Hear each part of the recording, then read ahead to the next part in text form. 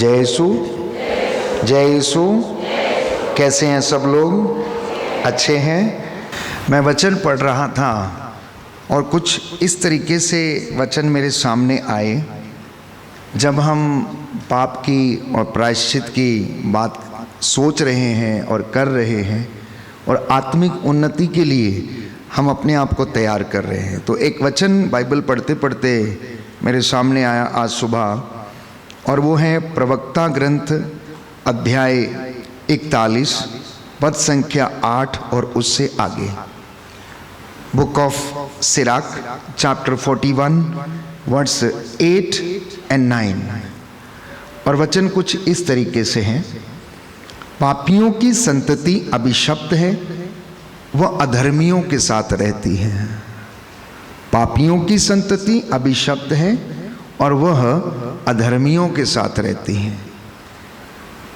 पापियों की संतति अपनी विरासत खो देगी और उनके वंशज सदा के लिए कलंकित होंगे। उनके वंशज सदा के लिए कलंकित होंगे। पहले तो पढ़ के बहुत अटपटा सा लगा कि क्या ऐसा है?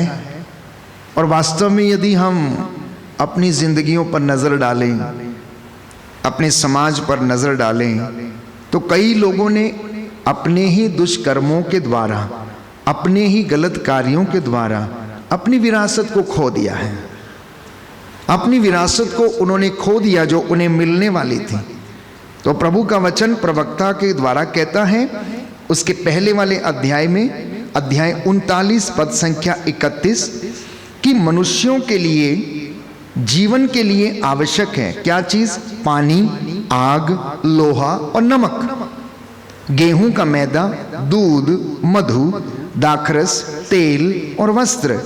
प्रवक्ता कहता है ये मनुष्य के लिए सब इंपॉर्टेंट है और ये सब भक्तों के लिए कहता कल्याणकारी है, किंतु पापियों के लिए अहितकर होता है। दंड देने के लिए आंधियों की सृष्टि हुई है और प्रभु का कोप उनका संकट दुगना कर देता है। दंड देने के लिए क्या हुआ? आंधियों को सृजित किया गया है। परमेश्वर ने आंधियों को बनाया ताकि वो उनको दंड दें। आगे लिखा है, समय आने पर वे विनाश लीला को रचती और अपने सृष्टिकर्ता का क्रोध शांत करती हैं। आग, ओले, अकाल, मृत्यु, इनकी सृष्टि दंड देने के लिए हुई है। जंगली जानवरों के दांत, बिच्छू, सांप और प्रतिशोधी तलवार जो दुष्टों का विनाश करती है, ये सब सहर्ष उसकी आज्ञा मानते हैं। इनकी उस समय के लिए सृष्टि की गई है जब इनकी जरूरत पड़ेगी।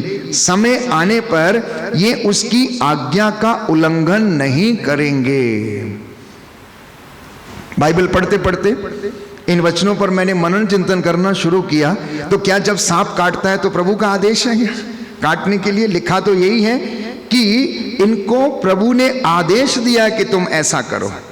दंड देने के लिए उसने उनको आदेश दिया है कि तुम ऐसा करो। और इसके भी पिछले वचनों में जाओगे तो यदि आप कहेंगे नहीं नहीं ऐसा नहीं होता, तो बाइबल ये कहती है प्रभु के सब कार्य उत्तम हैं और उसके सभी आदेश अपने समय पर पूरे होते हैं। यह मत पूछो कि यह क्या है, इससे क्या लाभ है, क्योंकि अपने समय पर सब कुछ का रहस्य प्रकट हो जाएगा।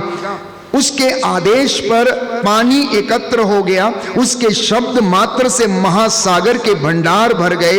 उसके आदेश पर उसकी इच्छा पूरी हो गई, क्योंकि उसके कल्याण कार्य में कोई भी बाधा नहीं डाल सकता है। कोई भी बाधा नहीं डाल सकता है।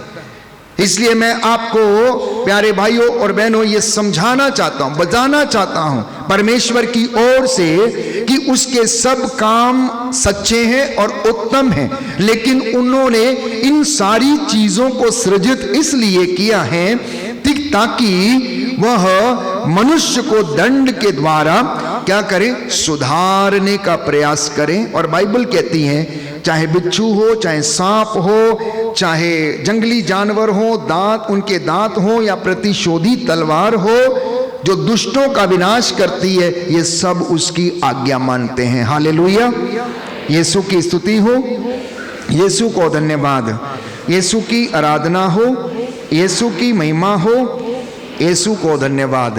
Hallelujah, hallelujah. तो बात यह है, एक सवाल मैं आपसे पूछना चाहता हूं कि क्या परमेश्वर दंड देता है? क्या परमेश्वर दंड देता है? क्या हम उसके दंड को भुगतते हैं? हां या ना बोलिए, हां या ना बोलिए। बाइबल हमें बताती है, इब्रानियों का पत्र अध्याय 12 पद संख्या 5 से लेकर 8 तक हम पढ़ते हैं कि प्रभु जिसे प्यार करता उसे दंड देता है। तो यदि वो इजराइलियों को प्यार करता था, करता है, तो वो उन्हें दंड देता आया।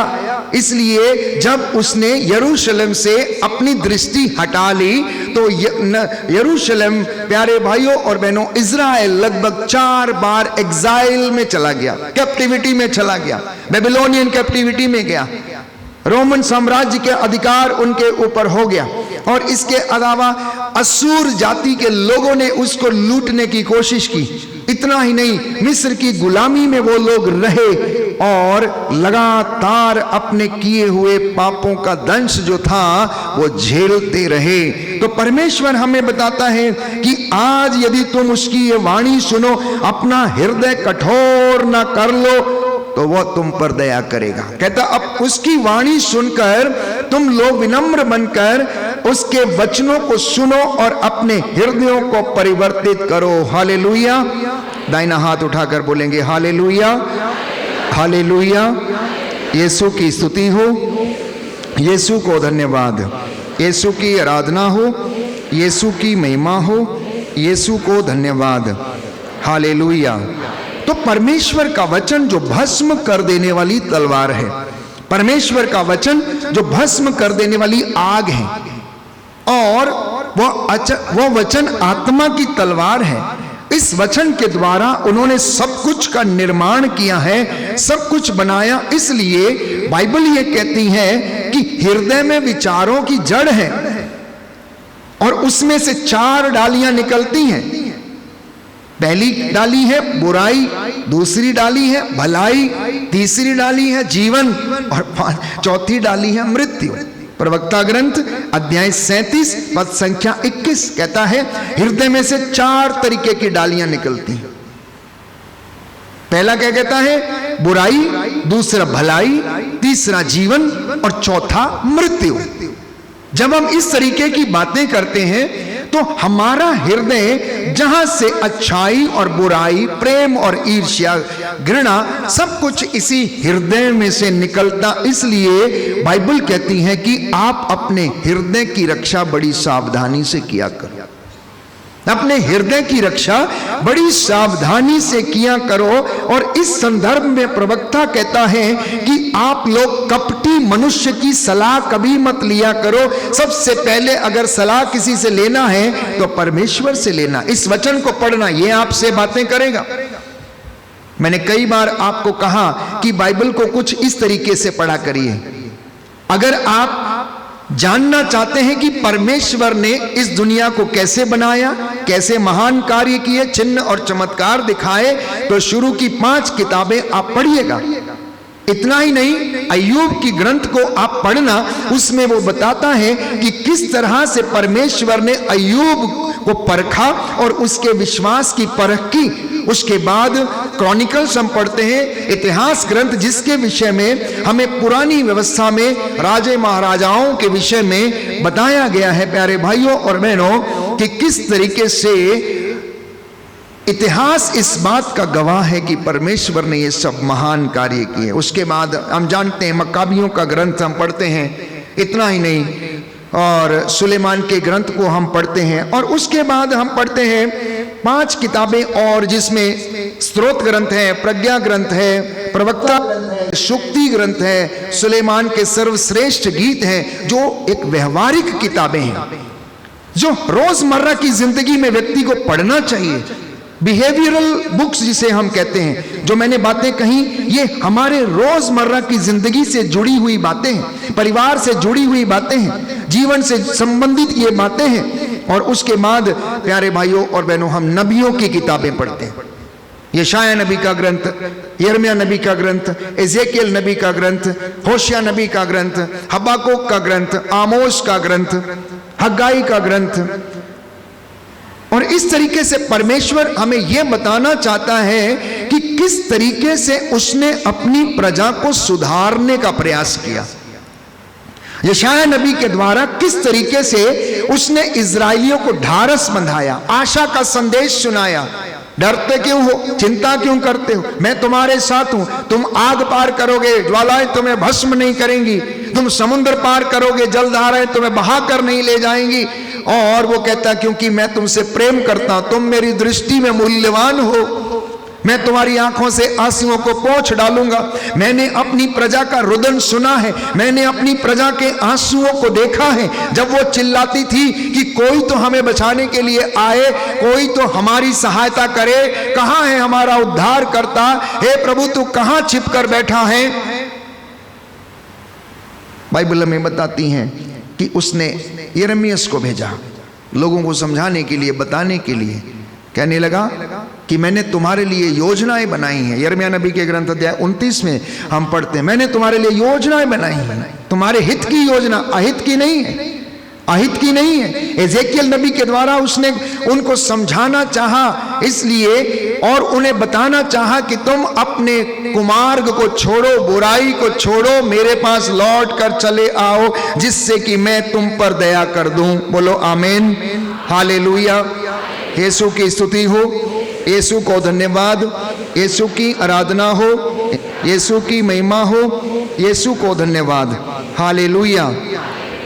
तो इंसान प्यारे भाइयों और बहनों, जीवन में जटिलता, शारीरिक चंचलता, भावनात्मकता, हृदयघात, थकावट, निराशा, मायूसी, दुख और सुख, इनका अनुभव करता है। We are the composite of जटिलता, शारीरिक चंचलता, भावनात्मकता और हृदयघात, जिसे हम आजकल बहुत से लोग सह रहे हैं, थकावट, निराशा, मायूसी, सुख एवं दुख, ये हम अपनी जिंदगी में लगातार अनुभव करते हैं।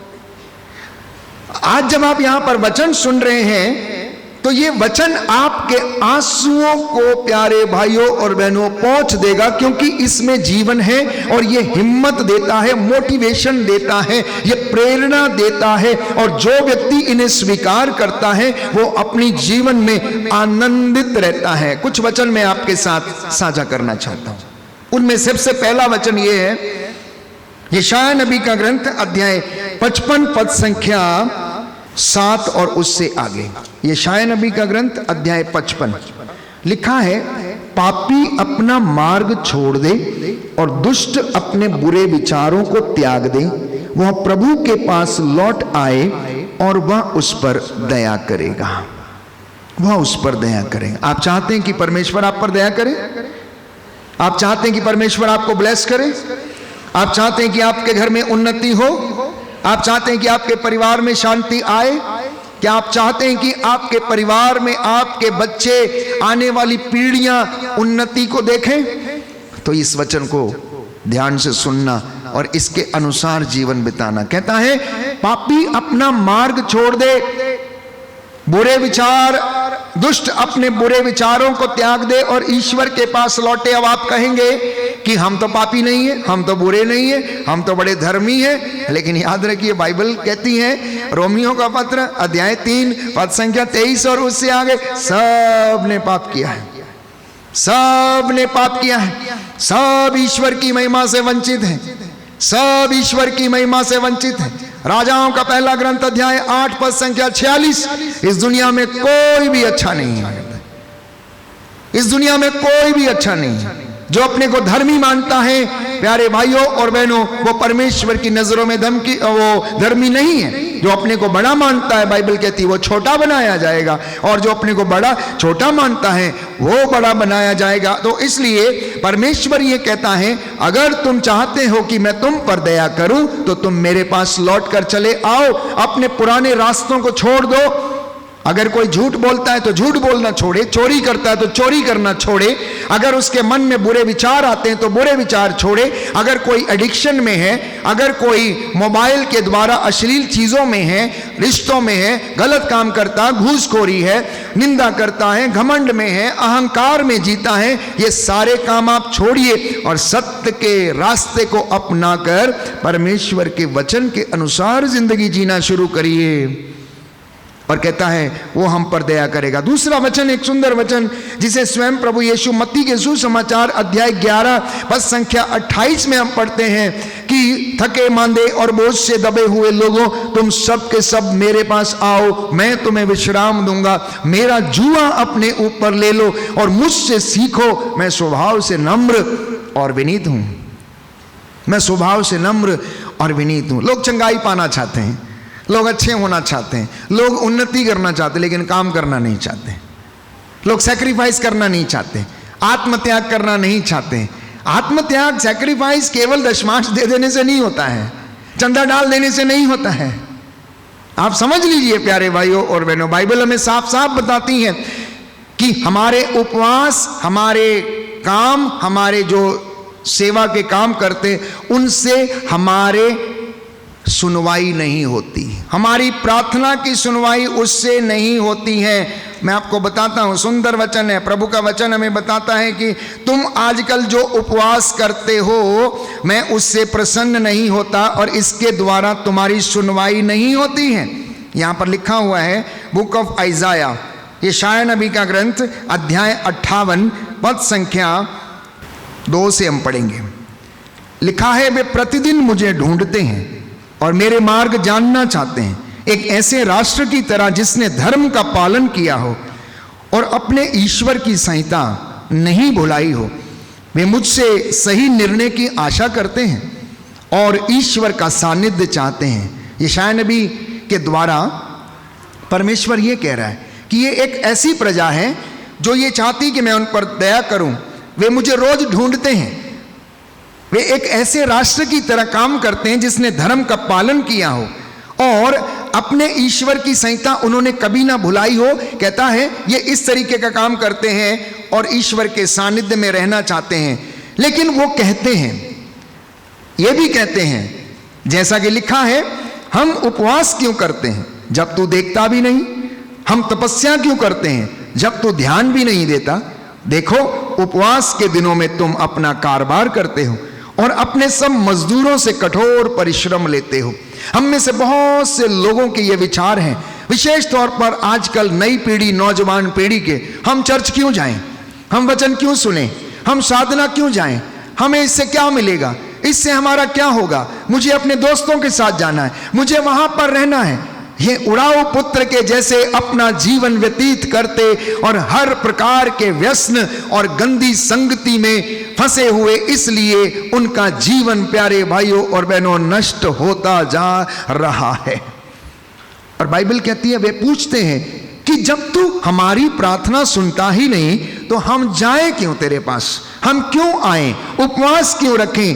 कहता है, मेरी बात सुनो, तुम उपवास के दिन लड़ते झगड़ते हो, तुम उपवास के दिनों में अपना कारोबार करते हो, मजदूरों से कठिन परिश्रम लेते हो, तुम उपवास के दिनों लड़ाई झगड़ा करते हो, करारे मुक्के मारते हो। तुम आजकल जो उपवास करते हो उससे स्वर्ग में तुम्हारी सुनवाई नहीं होगी।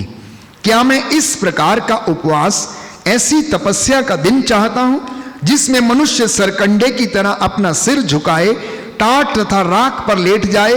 क्या तुम इसे उपवास और ईश्वर का सुग्राह्य दिवस कहते हो? मैं जो उपवास चाहता हूं वह इस प्रकार है। तो 40 की तपस्या करने का सही तरीका नबी यशाया अपने ग्रंथ में बताता है। सब लोग ध्यान से सुनिए कि 40 के समय अगर आप चाहते हैं कि पवित्रताई का जीवन जिए और परमेश्वर के नजदीक आना चाहें, तो यहां पर बाइबल हमें बताती है, मैं जो उपवास चाहता हूं वो इस प्रकार है। अन्याय की बेड़ियों को तोड़ना, जुए के बंधन खोलना, पद दलितों को मुक्त करना और हर प्रकार की गुलामी को समाप्त करना, अपनी रोटी भूखों के साथ खाना, बेघर दरिद्रों को अपने यहाँ ठहराना, जो नंगा है उसे कपड़े पहनाना और अपने भाई से मुंह नहीं मोड़ना। तब तुम्हारी ज्योति उषा की तरह फूट निकलेगी और तुम्हारा घाव शीघ्र ही भर जाएगा। तुम्हारी धार्मिकता तुम्हारे आगे आगे चलेगी और ईश्वर की महिमा तुम्हारे पीछे पीछे आती रहेगी। This is Lenten observance. ये 40 की तपस्या करने के तरीके हैं। ये 40 के काल में सेवा और दान पुण्य करने के तरीके हैं। बाइबल हमें बताती है Lenten season is a time for arms giving, it is a time for repentance, it is time for helping others, it is time for fasting, it is time for prayer. लेकिन Bible ये कहती है कि मैं जो उपवास चाहता हूं वो इस प्रकार का है, अन्याय की बेड़ियों को तोड़ो, जुए के बंधन खोलो, गुलामी को समाप्त करो, भूखों की रोटी, अपनी रोटी भूखों के साथ खाओ, बेघरों को अपने यहाँ ठहराओ, नंगों को कपड़े पहनाओ, अपने भाई से मुंह मत मोड़ो और तब तुम्हारी ज्योति उषा की तरह चमकेगी, तुम्हारी धार्मिकता तुम्हारे आगे आगे चलेगी और ईश्वर की महिमा तुम्हारे पीछे पीछे आएगी। हालेलुया, हालेलुया, यीशु की स्तुति हो, यीशु को धन्यवाद। हे प्रभु यीशु, आपके वचन आत्मा और जीवन है। मैं इन वचनों को स्वीकार करता हूं। Hallelujah, hallelujah. तो प्रियजनों, इंसान इन सारी चीजों को भूला हुआ है। हो सकता है हम नाम के ईसाई हैं, लेकिन हमारा विश्वास बड़ा कमजोर है, हमारा विश्वास बड़ा दुर्बल है। हम पारंपरिक ईसाई हैं, लेकिन अपनी जिंदगी में उन कामों को इन वचनों को आत्मसात करके उन्हें अपनी जिंदगी में लागू नहीं करते, जैसा कि वचन हमें बताता है। अब परमेश्वर यह कहता है, यीशु ने कहा योहन के सुसमाचार अध्याय 22 पद संख्या 21 में कि तुम लोग ईश्वर से मेल कर लो और तुम्हें सुख शांति मिलेगी। तुम लोग ईश्वर से मेल कर लो और तुम्हें सुख शांति मिलेगी, अन्यथा तुम्हें सुख शांति नहीं मिलेगी। और स्वयं परमेश्वर इस बात को हमें बताता है। प्यारे भाइयों और बहनों, यशाया नबी का ग्रंथ अध्याय 1 पद संख्या 18 और उससे आगे प्रभु ये कहता है, आओ हम एक साथ विचार करें। He is inviting you, come, let us sit, let us discuss about your vocation. Let us, Ashok, come, let us discuss about your priesthood. Let us discuss about your evangelical activities. Let me ask you something about the pastoral activities what you are doing. ये हर व्यक्ति से एक सवाल है। परमेश्वर ये कहता है, आओ मेरी बेटी, बैठो मेरे साथ, हम एक साथ विचार करें। दंपतियों आओ, जिन्हें मैंने जोड़ा है, आओ मैं तुम्हें समझाऊंगा, मैं तुम्हें बताऊंगा कहां तुम पूरे हो, कहां पर पूरे नहीं हो। और ये यशाया नबी ये कहता है, परमेश्वर प्यारे भाइयों और बहनों सबको निमंत्रण देता और कहता, आओ हम एक साथ विचार करें। तुम्हारे पाप सिंदूर की तरह लाल क्यों ना हो, वे हिम की तरह उज्जवल हो जाएंगे। वे किरमिज की तरह मटमैले क्यों ना हो, वे ऊन की तरह श्वेत हो जाएंगे। वे ऊन की तरह श्वेत हो जाएंगे। मैं आप पर दोष लगाने नहीं आया हूं। संत पौलुस कहता है, मैं आपको यह वचन इसलिए सुना रहा हूं ताकि यह वचन सुनकर आपके हृदय फट जाएं। जिस तरीके से संत पौलुस जब खड़ा होकर परमेश्वर के वचन को बोलता था, यीशु मसीह के नाम की गवाही देता था, उसका वचन सुनकर लोग मूर्छित होकर गिर जाते थे और पूछते थे, अब हमें क्या करना चाहिए। जब पौलुस और सीलास बंदी गृह में बंदी थे, उनकी बेड़ियां टूट गईं, तो कारापाल ने अपने आप को हानि पहुंचानी चाहिए। उन्होंने तलवार खींच ली, क्योंकि अगर रोमी साम्राज्य के अधिकारियों को पता लगता कि ये लोग भाग गए हैं, अधिकारियों को पता लगेगा अगर भाग गए हैं तो वो कारापाल को सजा सुनाएंगे, इसलिए उन्होंने आत्महत्या करने की कोशिश की। लेकिन पौलुस ने और सिलास ने क्या कहा? अपने को हानि मत करिए, हम लोग यहीं पर हैं। अपने को हानि मत करिए, हम यहीं पर हैं। और वो लोग ये जानकर कि ये प्रभु के भेजे हुए चुने हुए दास हैं और परमेश्वर इनकी जिंदगी में काम कर रहा, वो लोग पूछते हैं, सज्जनों, मुक्ति प्राप्त करने के लिए हमें क्या करना चाहिए? हर विश्वासी को, हर एक मसीह को, चाहे वो किसी भी डिनोमिनेशन का क्यों ना हो, अगर वो प्रभु का अनुयायी है तो उसको पूछना चाहिए, मुक्ति प्राप्त करने के लिए मुझे क्या करना चाहिए? मेरे परिवार को आदर्श मसीह परिवार बनाने के लिए मुझे क्या करना चाहिए? मुझे अपने दफ्तर में अपने मसीह आइडेंटिटी को दिखाने के लिए क्या करना चाहिए? मुझे अपने परिवार को एकता में बनाए रखने के लिए क्या करना चाहिए? मुझे आत्मा में बढ़ने के लिए क्या करना चाहिए? ऐसे सवाल आप लोगों की जिंदगी में हमेशा आप लोग पूछते रहना चाहिए, तभी आप अपनी जिंदगी में आत्मिक उन्नति कर पाएंगे। प्यारे भाइयों और बहनों, परमेश्वर हमारी जिंदगियों से भली भांति वाकिफ है, हर एक व्यक्ति के विषय में वो जानता है। इसलिए अगर आप प्रकाशना ग्रंथ खोलेंगे तो वहां पर लिखा हुआ है कि मैं तुम्हारे आचरण से भली भांति परिचित हूं। Hallelujah, hallelujah, hallelujah. यीशु की स्तुति हो, यीशु को धन्यवाद, यीशु की आराधना हो, यीशु की महिमा हो, यीशु को धन्यवाद। Hallelujah, hallelujah. तो जब यूहन्ना ने यह विजन देखा, यह पवित्र दृश्य देखा, और उस दृश्य में उसको समझाया जा रहा था, बताया जा रहा था, क्योंकि बाइबल में हमें बताया गया है कि प्रकाशना ग्रंथ यूहन्ना ने जो पवित्र दृश्य देखा, ये उस दृश्य में की गई बातें, लिखी गई बातें जो हैं, बताई गई बातें इस बाइबल में अंकित हैं। तो मैं आपके लिए पढ़ूंगा। लिखा है, 7 कलीसियाओं के नाम ये पत्र है। सबसे पहले अफेसुस की कलीसिया के नाम ये पत्र लिखा है। लिखा है, अफेसुस की कलीसिया के स्वर्गदूत को यह लिखो, जो अपने दाहिने हाथ में 7 तारों को धारण किए हैं और सोने के 7 दीपाधारों के बीच में घूम रहा है। उसका संदेश इस प्रकार है, मैं तुम्हारे आचरण, तुम्हारे परिश्रम और धैर्य से परिचित हूं। मैं जानता हूं कि तुम दुष्टों को सह नहीं सकते, जो अपने को प्रेरित कहते हैं किंतु है नहीं। तुमने उनकी परीक्षा ली और उन्हें झूठा पाया। तुम्हारे पास धैर्य है, तुमने मेरे नाम के कारण कष्ट सहा और हार नहीं मानी। किंतु मुझे तुमसे एक शिकायत है, मुझे तुमसे एक शिकायत है कि तुमने अपना पहले वाला धर्मो उत्साह छोड़ दिया है। प्रकाशना ग्रंथ अध्याय 2 पद संख्या 2 से मैं आपके लिए पढ़ रहा हूं। प्रकाशना ग्रंथ अध्याय 2 पद संख्या 2 से मैं आपके लिए पढ़ रहा हूं। बाइबल कहती है, तुमने अपना पहले वाला धर्मो उत्साह छोड़ दिया है। इस पर विचार करो कि तुम कितने ऊंचे स्थान से गिरे हो।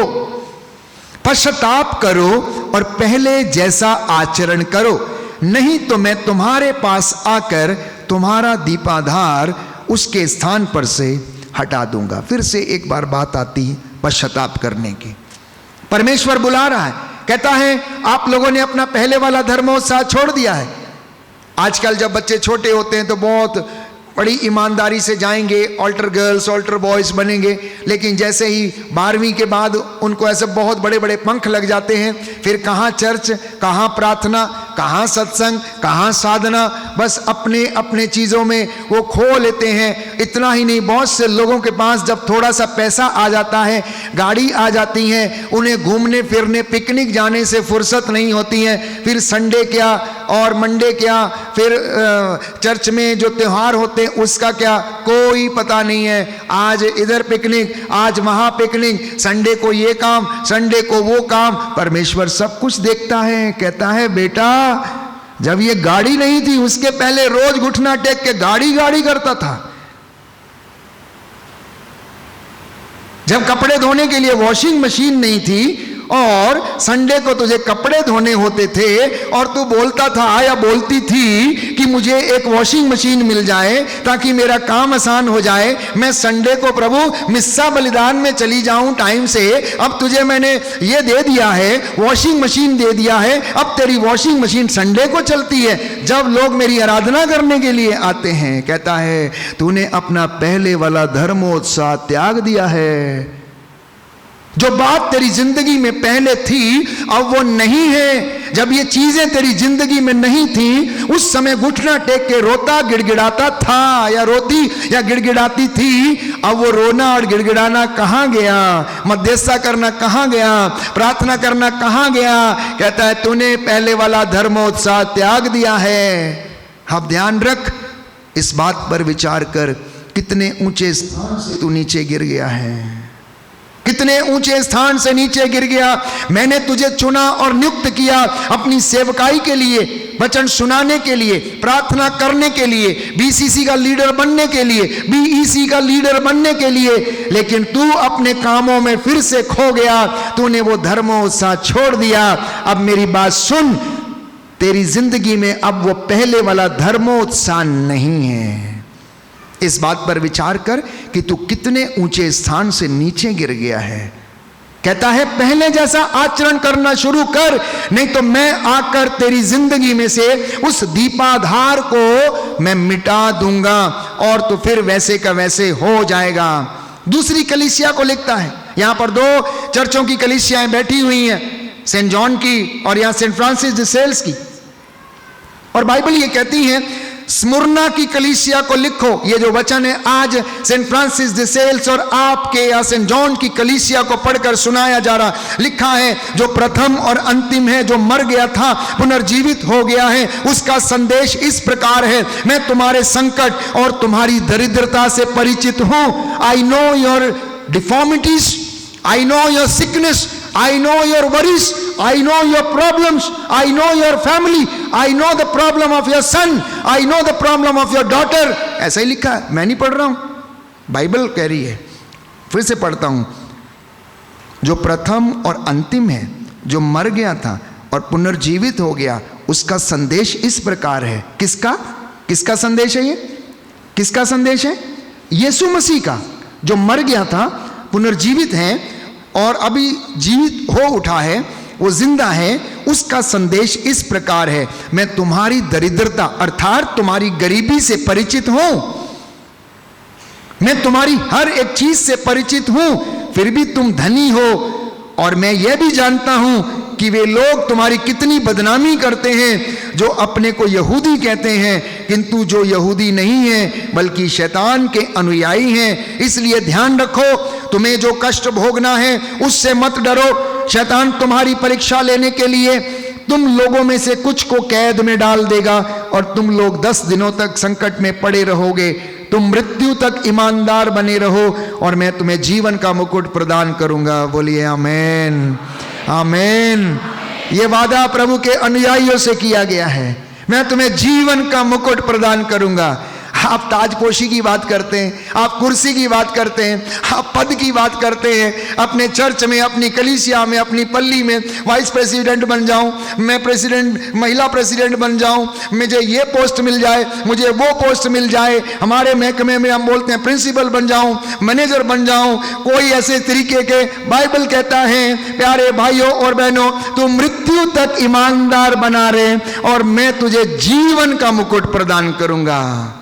ये सारे मुकुट नश्वर हैं, ये सारे मुकुट नश्वर हैं। इसका समय है 3 साल 5 साल, उसके बाद ज्यादा 15 साल 20 साल और मैक्सिमम 58 साल, उसके बाद रिटायर, उसके बाद रिटायर। मैं ये नहीं कहता कि प्यारे भाई और बहनों ये चीजें गलत हैं, लेकिन परमेश्वर कुछ और हमसे कहता। ये चीजें जरूरी है, लेकिन हमारा मन, हमारी आत्मा, हमारा हृदय उसमें आसक्त नहीं होना चाहिए। हम एक केयर टेकर के समान, हम एक किराएदार के जैसे इस दुनिया में रहें और परमेश्वर को, प्यारे भाइयों और बहनों, संपूर्ण प्रभुत्व जिसके पास है हम उसके साथ चले, वो हमें आशीष प्रदान करेगा। तो मैंने 2-3 बातें आपसे कही 40 की इस पवित्र अवधि में। अध्याय 55 यशायाह नबी का ग्रंथ, पद संख्या 7 जो मैंने आपके लिए पढ़ा था, पापी अपना मार्ग छोड़े, घमंडी अपना घमंड छोड़े, अहंकारी अपना अहंकार छोड़े, दुष्ट अपने बुरे विचारों को छोड़े और ईश्वर के पास लौटे। पहली बात। दूसरी बात, ईश्वर से मेल करना और आप लोगों को कहता सुख शांति मिलेगी।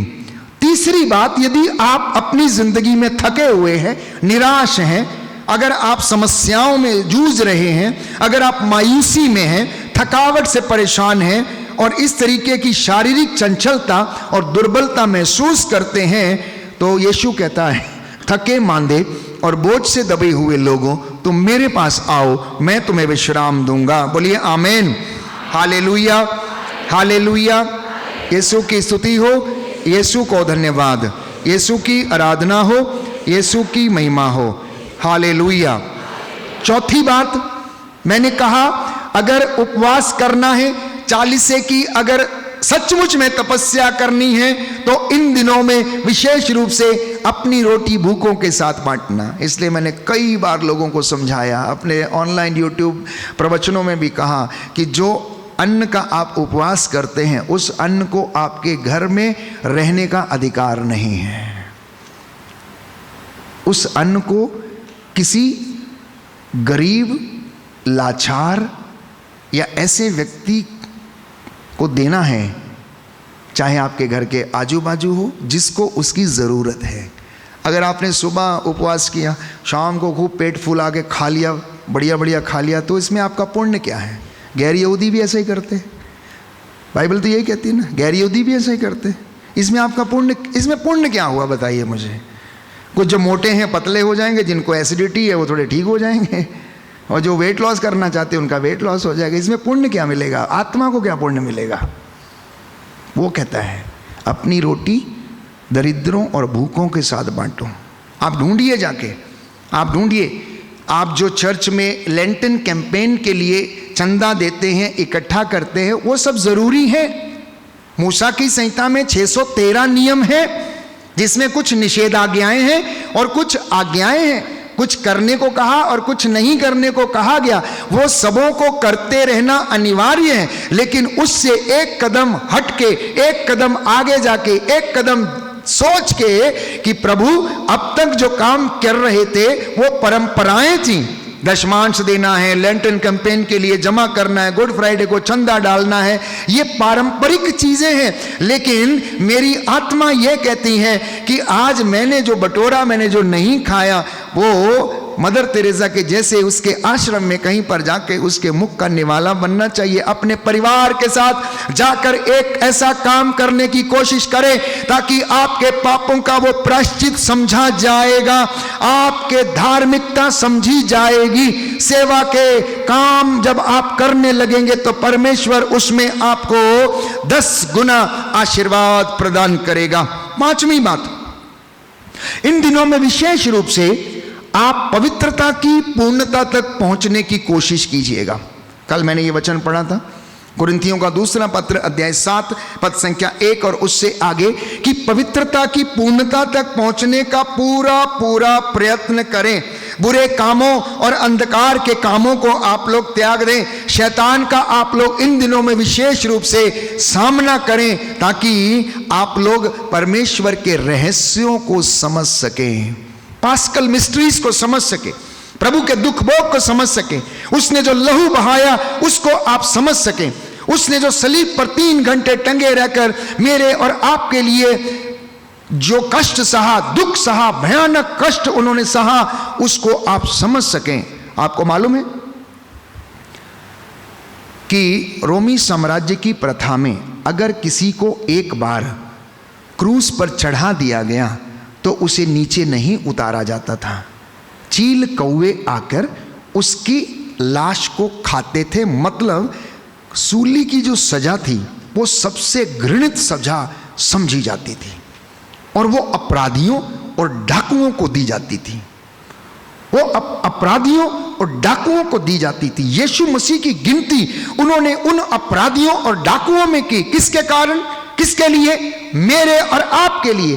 किसके कारण? मेरे और आपके कारण वो निर्दोष व्यक्ति दोषी करार दिया गया, लेकिन वो उसमें दोष नहीं पा सके। प्यारे भाइयों और बहनों, तो पिलातुस से उस अनुमति पत्र को लेना इतना कठिन था, इतना कठिन था कि आज तक ऐसा कभी हुआ नहीं था कि रोमी साम्राज्य ने किसी व्यक्ति को क्रूस से उतारने के लिए कोई परमिशन लेटर दिया हो। इसलिए अरिमतिया का यूसुफ जो है वो चुपके से जाता है, वो इस प्रार्थना को करता है, वो इसको बोलता है कि हमें अनुमति पत्र दे दीजिए। प्यारे भाइयों और बहनों, ये असंभव ही नहीं, नामुमकिन था, लेकिन विधि के विधान को कौन टाल सकता है? उसमें तो जो लिखा हुआ वो पूरा होना अनिवार्य था। इसलिए पिलातुस मान गया और उन्हें शव को नीचे उतारने की अनुमति मिल गई। कहने का तात्पर्य यह है प्यारे भाइयों और बहनों कि परमेश्वर आप लोगों के लिए अपने इकलौते बेटे को कुर्बान कर देता, उस सूली की सजा को उसे लेने के लिए मजबूर कर देता है। ईश्वर ने चाहा, बाइबल कहती है, ईसा अपना रक्त बहाए और प्रायश्चित करे, जिससे कि उसके प्रायश्चित के द्वारा मैं और आप भले चंगे हो जाएं। उसके घावों के द्वारा मैं और आप भले चंगे हो जाएं। बोलिए आमीन, हालेलुया, हालेलुया। हे प्रभु यीशु, आपके घावों के द्वारा मैं भला चंगा हो गया हूँ। मेरे परिवार को, मेरे जीवन को आशीष प्रदान कीजिए। Hallelujah, hallelujah. तो 40 की इस पवित्र अवधि में विशेष रूप से जब हम 40 दिनों की बात करते हैं तो ये 40 दिन एक डिसिप्लिन है, एक डिसिप्लिन है। जब आप डॉक्टर के पास जाते हैं तो डॉक्टर क्या बोलता है? 1 हफ्ता लगातार खानी पड़ेगी। शुगर की बीमारी तो बोलता है लाइफ लॉन्ग खानी पड़ेगी, है ना, लाइफ लॉन्ग खानी पड़ेगी। बीपी को किसी को हो गया तो बोले ये लगातार गोली लेना पड़ेगा। तो आत्मा में जो लोग कमज़ोर हैं उन्हें लगातार वचन पढ़ना पड़ेगा, सेवा के काम करने पड़ेंगे, उपवास करना पड़ेगा, आत्मिक बातों की में उन्नति करनी पड़ेगी। ये आपकी दवाई है, ये आपकी दवाई है। और अगर आत्मा स्ट्रांग है तो शरीर भी स्ट्रांग होना शुरू कर देगा। जितना आप शरीर को तपाएंगे उतनी आपकी आत्मा स्ट्रांग होगी। इसलिए पुराने जमाने में जितने भी संत हुआ करते थे प्यारे भाइयों और बहनों, वो अपने शरीर को तपाते थे, मोटिफाई किया करते थे। क्यों? क्योंकि वो एक तरीका था अपनी आत्मा को सुदृढ़ करने का, पवित्र करने का। शरीर को जब कष्ट देते हैं तो आत्मा स्ट्रांग होती है, और आत्मा जब स्ट्रांग होती है हमारी अंतर मन, हमारी इनर जो शक्ति है, हमारी जो आंतरिक सामर्थ्य है, वो स्ट्रांग होने लगता। विल पावर जिसे हम कहते हैं, विल पावर जिसे हम कहते हैं। तो परमेश्वर इन सारे कामों को करता है। तो ये 40 दिन एक डिसिप्लिन है। अब अगर मैं आपसे पूछूं कि कितनी ईमानदारी से आप लोगों ने पिछले लगभग 25 दिन या 4 हफ्ते हो गए, 28 दिन आपने कैसे बिताए हैं, तो ये जवाब मैं पूछना नहीं चाहता, ये आपका व्यक्तिगत मनन चिंतन होगा। जस्ट आस्क योरसेल्फ कि पिछले 28 डेज में आपने किस तरीके की 40 की यात्रा की है। हो सकता है लड़ाई झगड़े भी हुए होंगे, निंदा भी करी होगी आपने, हो सकता है नशा भी किया होगा, हो सकता है गलत काम भी किया होगा। बाइबल कहती है 40 के दिनों में दूल्हा और दुल्हन अपना बिस्तर छोड़ दे, साधारण सादगी के वस्त्र धारण करें, भड़कीले कपड़े ना पहने।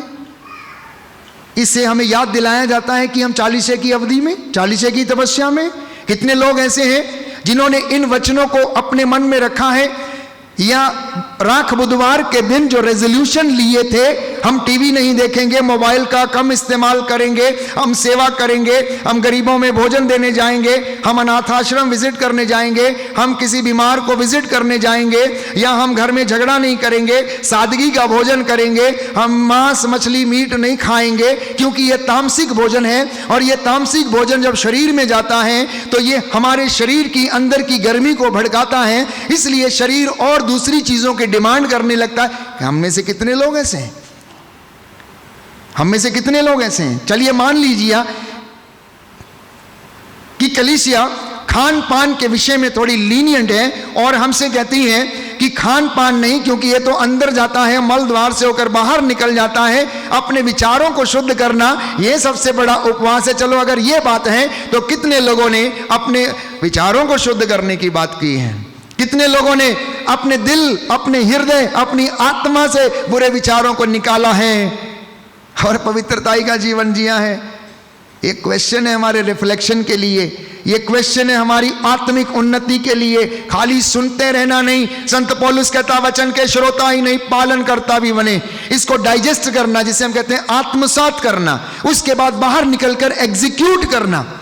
एग्जीक्यूट करना अपनी जिंदगी में, कार्यान्वित करना। एग्जीक्यूट का मतलब कार्यान्वित करना। यहां से जब निकलेंगे तो आप किसी गरीब को देखेंगे, आपको ख्याल आना चाहिए कि ये हो सकता है ये प्रभु यीशु के रूप में मेरे सामने आ गया है। अभी मैं चर्च से निकला हूं, अभी मैंने वचन सुना, अभी मैंने साधना देखी है, मेरे मन में बड़ी बार ऐसे विचार आते हैं। जब मैं प्रचार करके निकल के जाता हूं, किसी व्यक्ति को देखता हूं, हाय प्रभु कहीं आप तो नहीं है, ये बेचारा लंगड़ा है, मैं क्या करूं। लेकिन परिस्थिति ऐसी होती कभी कभी हम रोड के ऊपर, रोड को उस पार करके जा नहीं पाते, लेकिन अगर जाएंगे तो और आपको प्यारे भाई और बहनों लाभ मिलेगा उसका, क्योंकि आपने उसके लिए मेहनत किया।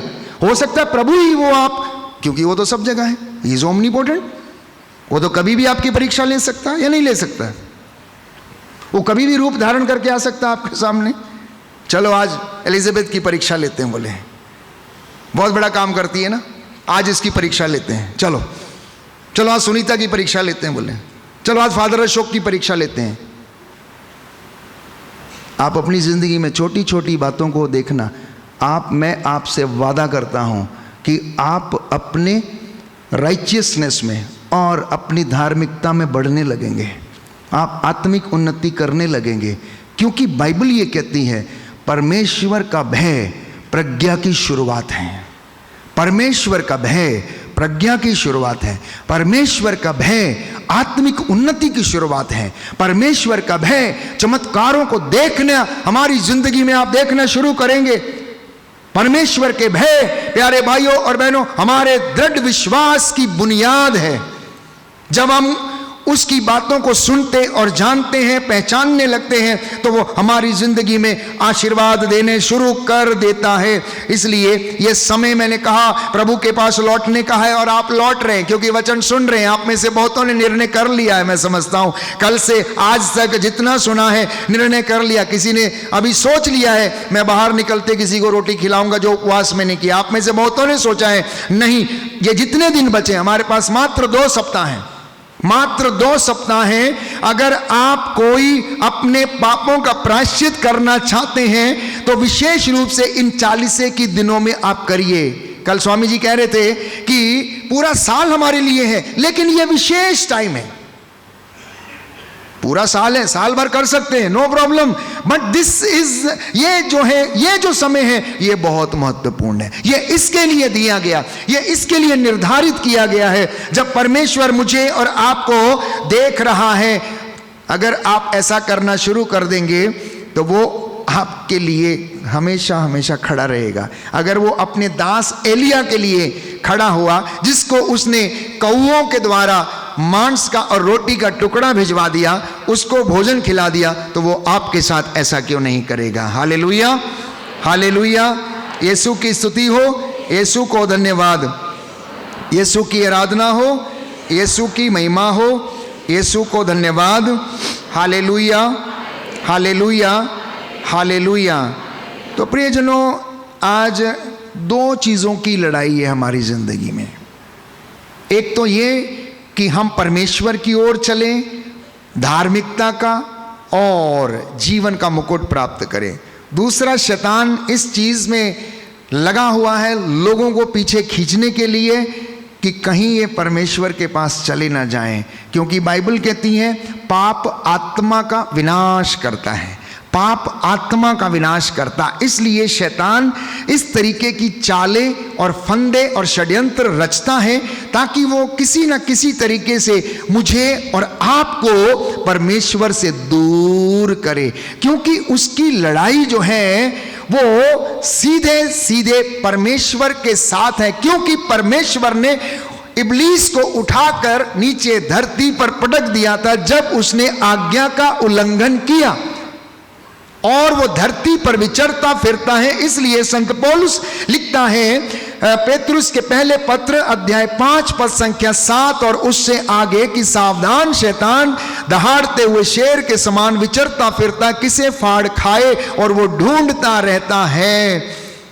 क्योंकि वो हमारी आत्माओं को नाश करना चाहता है। शैतान को सब मालूम है, अच्छे तरीके से मालूम है कि शरीर तो मिट्टी से बना हुआ है और ये मिट्टी में मिल जाएगा, लेकिन आत्मा बच जाएगी। इसलिए शरीर को तो कष्ट देना, चलो वो तो देता ही है, लेकिन उससे ज्यादा पाप के द्वारा हमारी अंतर आत्मा, हमारे जमीर जिसको हम कहते हैं, हमारा जमीर नष्ट कर देता है। और जब किसी का जमीर नष्ट हो जाता है, वो दोष लगाने से पीछे नहीं हटता, हत्या करने से पीछे नहीं हटता, निंदा करने से पीछे नहीं हटता, तलवारों के अपने तलवार जैसे बाण अपने मुख से निकालने में पीछे नहीं हटता, मारने, काटने, तोड़ फोड़ करने से वो पीछे नहीं हटता, क्योंकि उसका कॉन्शियस डेड हो चुका है, उसका कॉन्शियस मर चुका है, उसका जमीर मर गया है। और इस तरीके से शैतान उसके ऊपर अपना कब्जा करता है और सब कुछ नष्ट करवाता है। हालेलुया, हालेलुया, यीशु की स्तुति हो, यीशु को धन्यवाद, यीशु की आराधना हो, यीशु की महिमा हो, यीशु को धन्यवाद। हालेलुया। दो सुंदर उदाहरण हैं जिसको बार बार आपने सुना है, कई मर्तबा मैंने भी सुनाए हैं, जक्केउस का और उड़ाऊ पुत्र का। उन्होंने अपनी जिंदगी को कैसे बदला, उन्होंने अपनी जिंदगी में कैसे फिर से उस प्रेम को अनुभव किया। उड़ाऊ पुत्र जिसके विषय में हम पढ़ते हैं लूकस के सुसमाचार अध्याय 15 में। प्यारे भाइयों और बहनों, उसकी जिंदगी कैसी थी? वो एक बड़े धनी व्यक्ति का बेटा था। धनी होने के साथ साथ उसका बाप बड़ा धर्मी था, बड़ा दयालु था, वो बड़े अच्छे काम करने वाला था, वो दिन रात प्रार्थना करने वाला था। उसके दो बेटे थे। छोटा वाला, थोड़ा मैंने कहा आपके भी घर में अगर आप धर्मी हैं तो दो बेटे हैं, 3 हैं, 4 हैं, उनमें से कुछ काइन भी हैं, कुछ हाबिल भी हैं। तो ये छोटा वाला काइन बन गया। कहने लगा कि मेरी संपत्ति का भाग दे दो, मैं तो जा रहा हूं, मुझे तुम्हारा घर पसंद नहीं। ये रोज रोज टीवी लगा लेते हो, फादर अशोक का वचन सुनते रहते हो, पता नहीं क्या क्या बोलते रहते हैं, ऐसा करना है वैसा करना है, तुम ही सुनो, तुमको मुबारक हो, हमें नहीं सुनना, हम जा रहे हैं, हम तो क्रिकेट खेलने जा रहे हैं। हाँ, हम क्रिकेट खेलने जा रहे हैं, तुमने घर को चर्च बना के रखा हुआ। पति को शाम को थोड़ा कड़वा पानी पीना है, इसलिए वो बोलता है देखो, अरे बंद करो उसको, रोज रोज पागल हो जाओगी सुन के, रोज रोज। ऐसे बहुत से फोन कॉल्स मुझे आते हैं, फादर जी ऐसा बोलते हैं। मैंने कहा कोई बात नहीं, बोलने दो उनको, आप अपना काम करो। तो ऐसे ही आजकल के बच्चे, हम तो जा रहे हैं क्रिकेट खेलने, जिम जा रहे हैं, हमें वो जरूरी है, सब कुछ करिए, लेकिन थोड़ा समय प्रभु को दीजिए, वो आपकी आत्मा को बचाएगा, आपकी आत्मा को बचाएगा। प्यारे भाइयों और बहनों, दुर्घटना से बचाएगा। अंतिम समय में ये वचन, ये प्रार्थना, ये उपवास, ये आराधना आपके काम आएगी और परमेश्वर आपको अपनी हथेलियों पर उठा कर रखेगा। एक दिन ऐसा ही हो गया और उड़ाऊ पुत्र ने कहा कि मेरी संपत्ति का हिस्सा दे दो। ले लिया पैसा, पोटली बांध ली और चल दिया। 2-4 उसके जो नालायक दोस्त थे, जिनको खाने पीने की आदत थी, नशा करने की, सिगरेट फूंकने की, और शाम को बैठ के दारू के अड्डे पर बैठने, 2-4 दिन खाया पिया और सब कुछ पैसा समाप्त हो गया। अब पैसा कहाँ से आएगा? कुछ एक लोग जो लड़के लड़कियां जो घर से भाग जाते हैं अपने दोस्तों के साथ, 1 साल के बाद फिर मम्मी पापा याद आते हैं, फिर धीरे से कोशिश करते हैं किसी के थ्रू उनको फ़ोन करने की, थोड़े पैसे भिजवा दो, ख़त्म हो गए, हम यहाँ पर फंसे हुए हैं। ये उड़ाऊ पुत्र से कम नहीं है, इनका जीवन उड़ाऊ पुत्र के जैसा है, उड़ाऊ पुत्र के जैसा है। अब इसको काम कहाँ पर मिला? इसका जीवन कैसा था? बाइबल कहती है कि उस जगह में जहाँ पर वो था, उस देश में अकाल पड़ा। अकाल जब पड़ा, वो काम ढूंढने लगा, काम उसको कहीं नहीं मिला। और एक जगह में एक महाजन के यहाँ वो गया, एक व्यक्ति के यहाँ गया, तो वहाँ पर उसने काम के लिए पूछा, तो उसने कहा कि देखो मेरे पास काम करने का तो कोई जगह है नहीं, मेरी सारी वैकेंसी फुल है, अगर कहीं करना है तो मेरे पिगरी में जगह खाली है, तुम्हारा काम होगा सुअरों को चराना, लेकिन खाना नहीं दूंगा, मैं खाना नहीं दूंगा, जो खाना वो खाएंगे वही तुम्हें भी खाना पड़ेगा। उसने कहा चलो ठीक है, रोटी तो मिलेगी, करना शुरू कर दिया और उनके साथ रहना शुरू कर दिया। आप जानते हैं इतनी गंदी बदबू वहाँ से आती है, इतनी गंदी बदबू कि पिगरी के पास आप खड़े रहना भी आपको दूभर है, मुश्किल है। और उसको उस पिगरी में रहकर रोज उनको नहलाना धुलाना और वही फलियां खाना। फलियां क्या खाते? चोकर, चोकर ना, चोकर होती है ना, वो आजकल आप लोग अपने गाय वायों को खिलाते हैं, वो वाला खाना वही खाते हैं। और ये भी, और सुअर उसी में आके खाते हैं और उसको भी खाने नहीं देते हैं, बिल्कुल एकदम हाथ भी नहीं डालने देते हैं।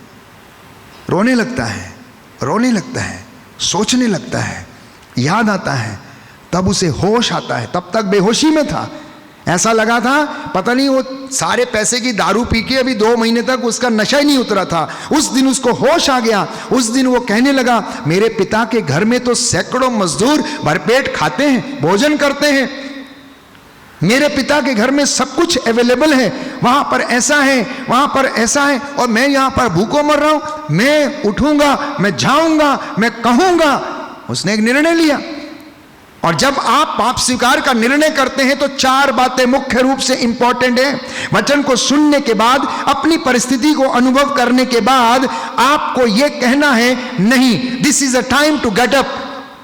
ये अभी उचित समय है कि मुझे उठना है। मैं अपनी जगह से उठूंगा, उठ के मैं जाऊंगा, मैं कहूंगा। क्या कहूंगा? पिताजी, मैंने आपके और स्वर्ग के विरुद्ध पाप किया है, मैं आपका बेटा कहलाने के योग्य नहीं हूं, मुझे अपने नौकरों में से एक रख लीजिए। अभी ये मन में सोच ही रहा था, बोला नहीं था। अभी ये मन में सोच रहा था, बोला नहीं था। पोटली अपनी उठाता, थैला उठाता है और अपने घर की ओर रवाना हो जाता है। और उसका पिता दूर से उसे देखता है और अपने दासों से, नौकरों से कहता है, देखो ये मेरा बेटा जो खो गया था ये मिल गया है, जो मर गया था ये जी उठा है। जल्दी से क्या करो, नया कुर्ता पहनाओ, इसे चप्पल पहनाओ, एक मोटा बछड़ा मारो, हम एक भोज का प्रबंध करें, क्योंकि मैंने इसे सही सलामत वापस पाया है।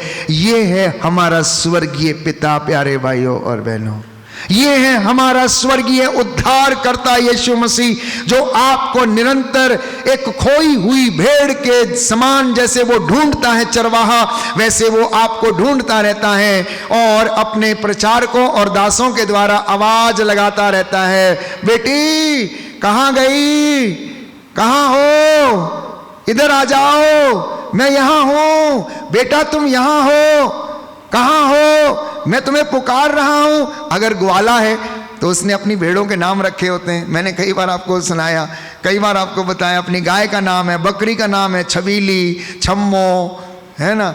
इधर से आवाज देगा तो उधर से मिमियाएगी, बोलेगी मैं यहां हूं, उसे पता लग जाता है कि वहां है। तो बाइबल कहती है, मेरी भेड़ें मेरी आवाज पहचानती हैं।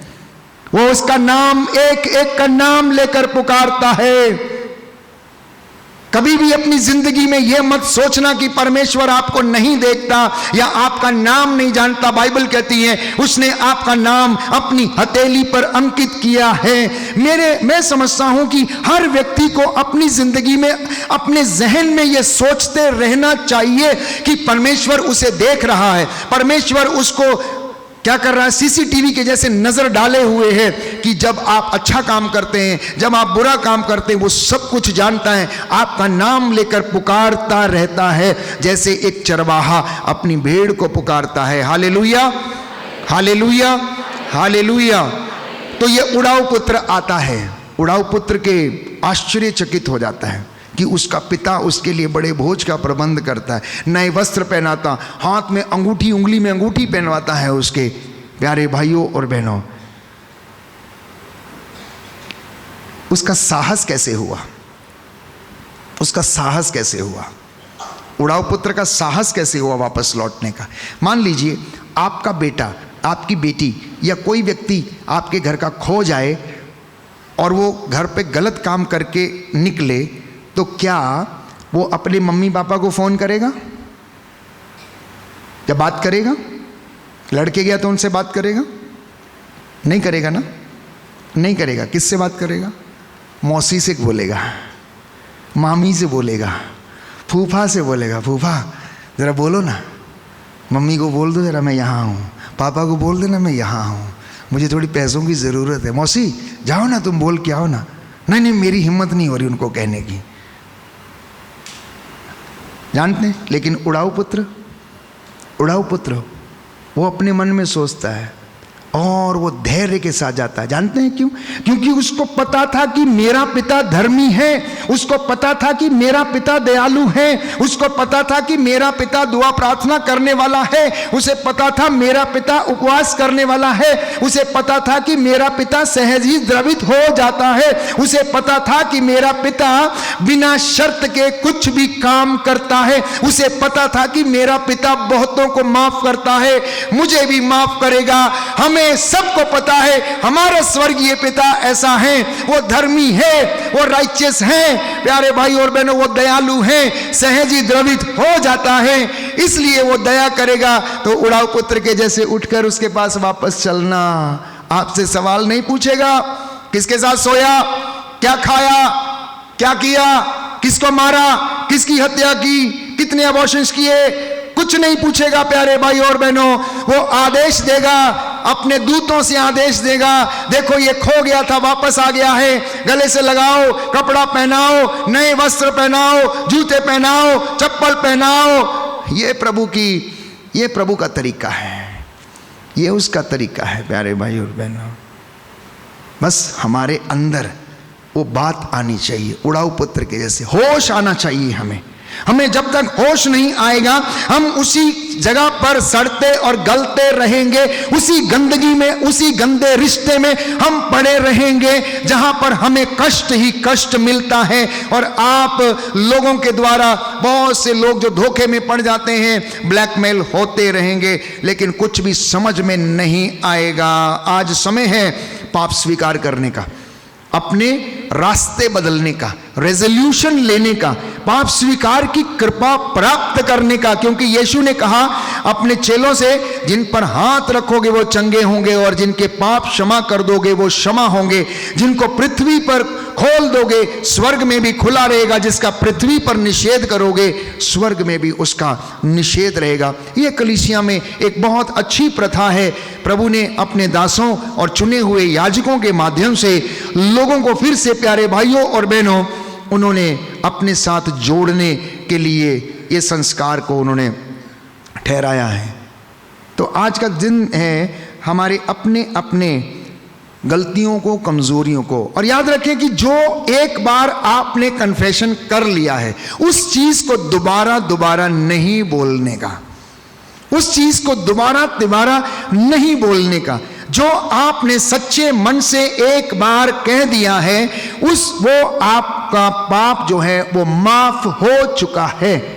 लेकिन उसके बाद जितनी भी बातें, जितनी भी समस्याएं आपकी जिंदगी में जो होती हैं, जो 10 हुक्मों के खिलाफ हम करते हैं। उदाहरण के लिए, पहला हुक्म, एक ईश्वर है, उसकी आराधना करो, उसको छोड़ किसी दूसरे की आराधना करो। दूसरा, उसका नाम व्यर्थ मत लो। तीसरा, प्रभु का दिन पवित्र रखो। चौथा, माता पिता का आदर करो। अगर घर में माता पिता का आदर नहीं किया, बुजुर्गों को सताया, उनको परेशान किया, उनको रोटी नहीं दी, कपड़ा नहीं दिया, वस्त्र नहीं दिया, समय पर उनकी देखभाल नहीं की, मिलने नहीं गए, तो प्यारे भाइयों और बहनों, वो भी एक सबसे बड़ा पाप है। इतना ही नहीं, अगर आत्मा को दुखी किया है तो वो भी एक बहुत बड़ा घृणित पाप है। इसलिए संत पौलुस कहता है अफेसियों के पत्र अध्याय 4 में लिखते हुए कि आप लोग आत्मा को दुखी ना किया करें। हालेलुया, हालेलुया, यीशु की स्तुति हो, यीशु को धन्यवाद, यीशु की आराधना हो, यीशु की महिमा हो,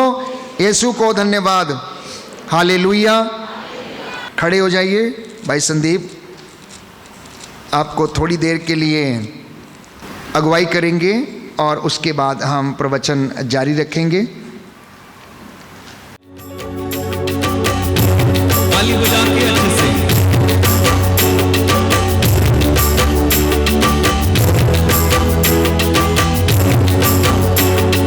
मसीह बिना जीना बेकार है, वही मेरे जीवन का आधार है। थोड़ा झूम के, मसीह बिना जीना बेकार है, वही मेरे जीवन का आधार है।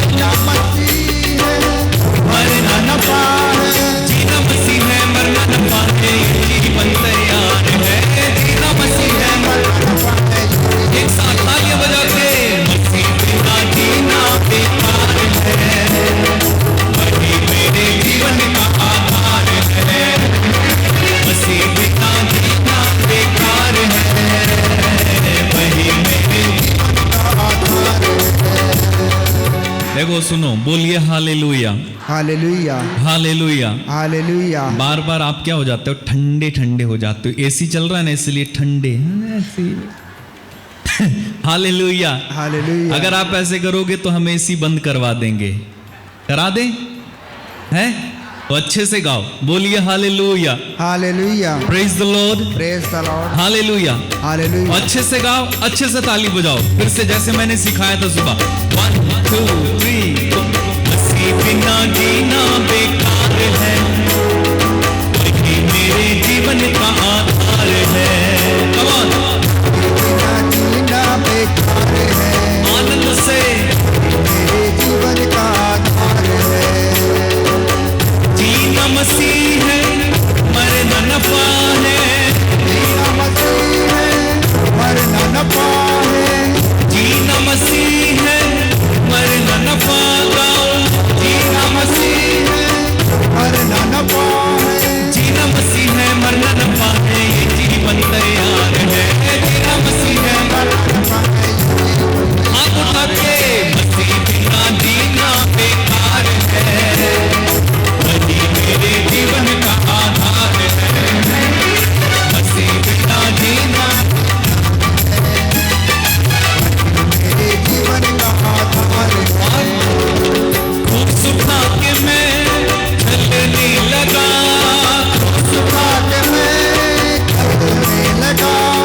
मेरा पिता यीशु मसीहा।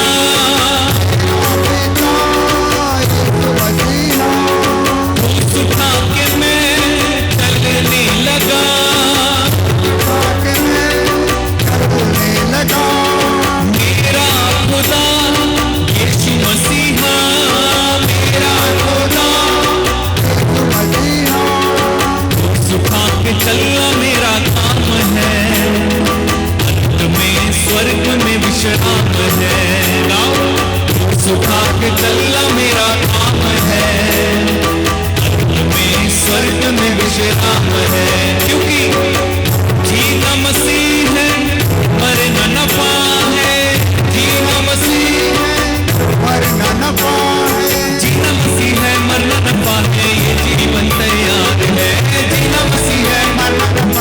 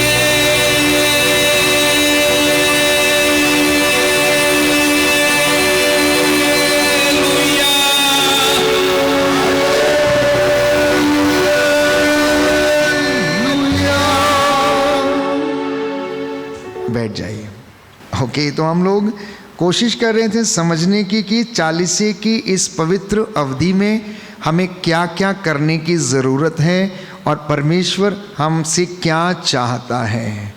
तो बाइबल हमें बताती है कि जिसका सामर्थ्य हम में क्रियाशील है और जो वे सब कामों को संपन्न कर सकता है जो हमारी प्रार्थना और कल्पना से अत्यधिक परे है, उसी को कलीसिया और ईसा मसीह के द्वारा पीढ़ी दर पीढ़ी युग युगों तक महिमा जो है वो मिलती रहे।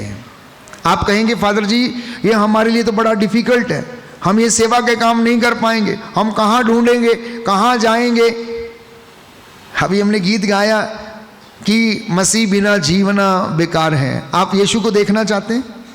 सच्ची? कितने लोग देखना चाहते हैं? पक्का? मैं तरीका बताता हूं, पक्का देखना है ना? हाँ, तो ऐसा मत सोचना कि सामने सफेद कपड़ों में और बड़े लंबे बालों में आपके सामने आके खड़ा होगा।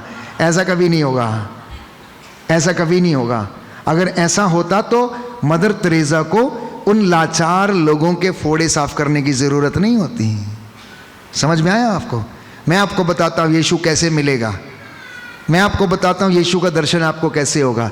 जब आप किसी भिखारी को या किसी ऐसे लाचार व्यक्ति को उसके बाजू में बैठकर पानी पिलाएंगे, उसके माथे पर हाथ फेरेंगे ना, तब यीशु को याद करना, उसका चेहरा आपको दिखेगा देन एंड देयर, इमीडिएटली। जिस दिन आप उस भिखारी को, उस व्यक्ति को जो लाचार है, अपने आप में कुछ नहीं कर सकता, जो बिल्कुल जिसके अंग टेढ़े हैं, डिफरेंटली एबल्ड है, जिस दिन आप बड़े प्यार से उसके माथे पर हाथ फेरेंगे ना, उस दिन आपको यीशु का चेहरा उसमें नजर आ जाएगा। Elsewhere don't waste your time इधर उधर तीर्थ करने से कि यीशु का चेहरा आपको दिखाई देगा, नहीं दिखाई देगा आपको। वो उसकी कृपा होगी तो आपको दिखा देगा, अन्यथा नहीं होगी, अन्यथा नहीं दिखेगा। तो यीशु को देखने का जो एकमात्र तरीका, इसलिए मदर तेरेसा ने जब उनसे पूछा गया कि मदर आप ऐसे काम कैसे कर लेती हो, बोली मुझे कोई 1 करोड़ रुपया दे तो भी मैं ना करूं ये काम।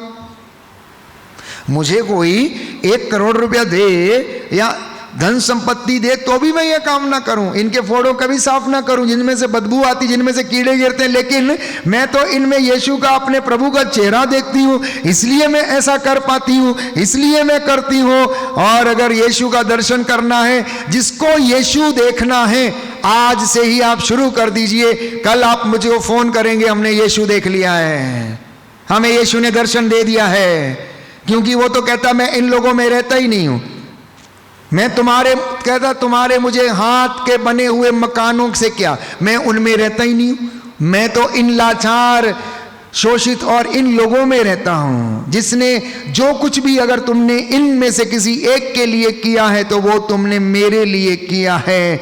अगर किसी को ठंडा 1 गिलास पानी भी पिलाया है मेरे नाम पर, तो वो तुमने मुझे पिलाया, मेरे लिए किया। इसलिए प्यारे भाइयों और बहनों, अपनी आत्मिक बातों में उन्नति करने की कोशिश करें, आत्मा से संचालित हो जाइए, क्योंकि परमेश्वर हमें चाहता है कि हम आत्मा से संचालित हों। तो कुछ और बातें इस 40 के दिनों में प्रभु हमसे चाहता है और वो मैं आपके साथ साझा करना चाहता हूं। सबसे पहली बात यह है, अफेसियों के पत्र अध्याय 4 पद संख्या 29 और उससे आगे।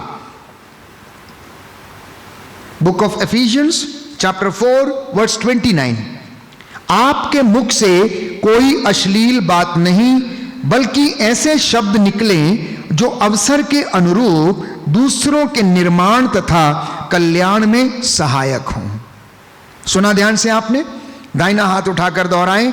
40 की इस पवित्र अवधि में इस वचन पर मनन चिंतन कीजिएगा। हालेलुया।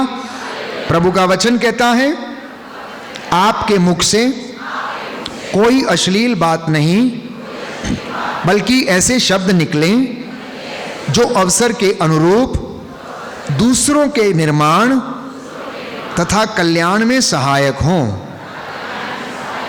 ना केवल इन दिनों में, परंतु हर दिन में कोशिश ये कीजिएगा कि आपके मुख से कुछ ऐसी बातें निकलें जो लोगों का निर्माण करें, ना कि उनको नीचे गिराएं, ना कि उनको बर्बाद करें, ना कि उनके ऊपर दोषारोपण करें। ये संत पौलुस हमें बताने का प्रयास करता है, क्योंकि लिखा है पवित्र आत्मा ने मुक्ति के दिन के लिए आप लोगों पर अपनी मोहर लगा दी है। पवित्र आत्मा ने मुक्ति के दिन के लिए आप लोगों पर अपनी मोहर लगा दी है।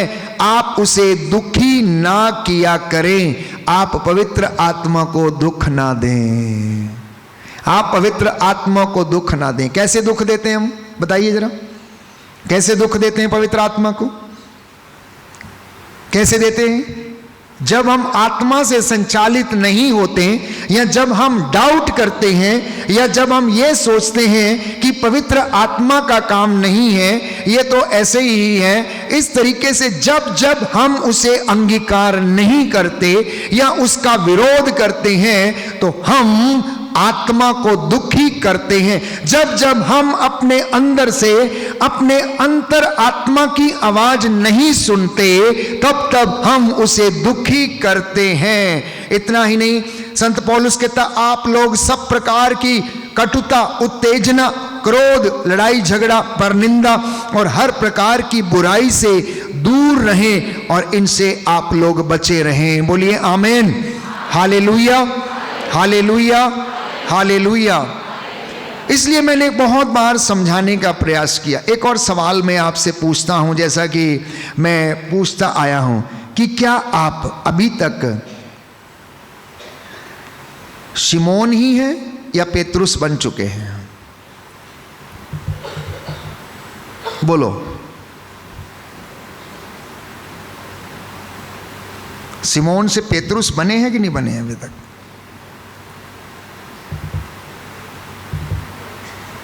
मनन चिंतन करना है, इस पे मनन चिंतन करना।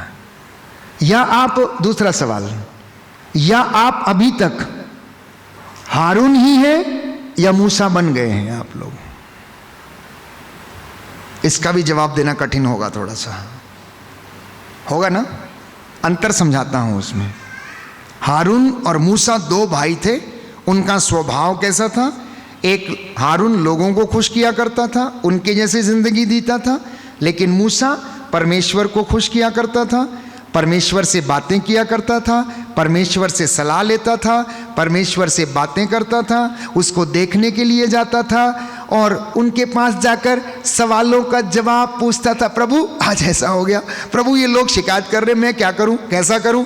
लेकिन इधर हारून क्या करता था? जैसा लोग कहते थे, लोगों ने कहा ऐसा करना है, उसने कहा लाओ ऐसा कर देते, बिना सोचे समझे। उन्होंने कहा मूसा पता नहीं कहाँ गया है, 40 दिन हो गए अभी लौट कर आया नहीं, एक काम करो तो हमारे लिए एक सोने का बछड़ा बना दो। उसने बना दिया और उसकी पूजा करने लगे। उन्होंने एक मात्र सर्वशक्तिमान ईश्वर को छोड़ दिया। प्रभु ने जब देखा कि ये लोग क्या कर रहे हैं तो उसको गुस्सा आया।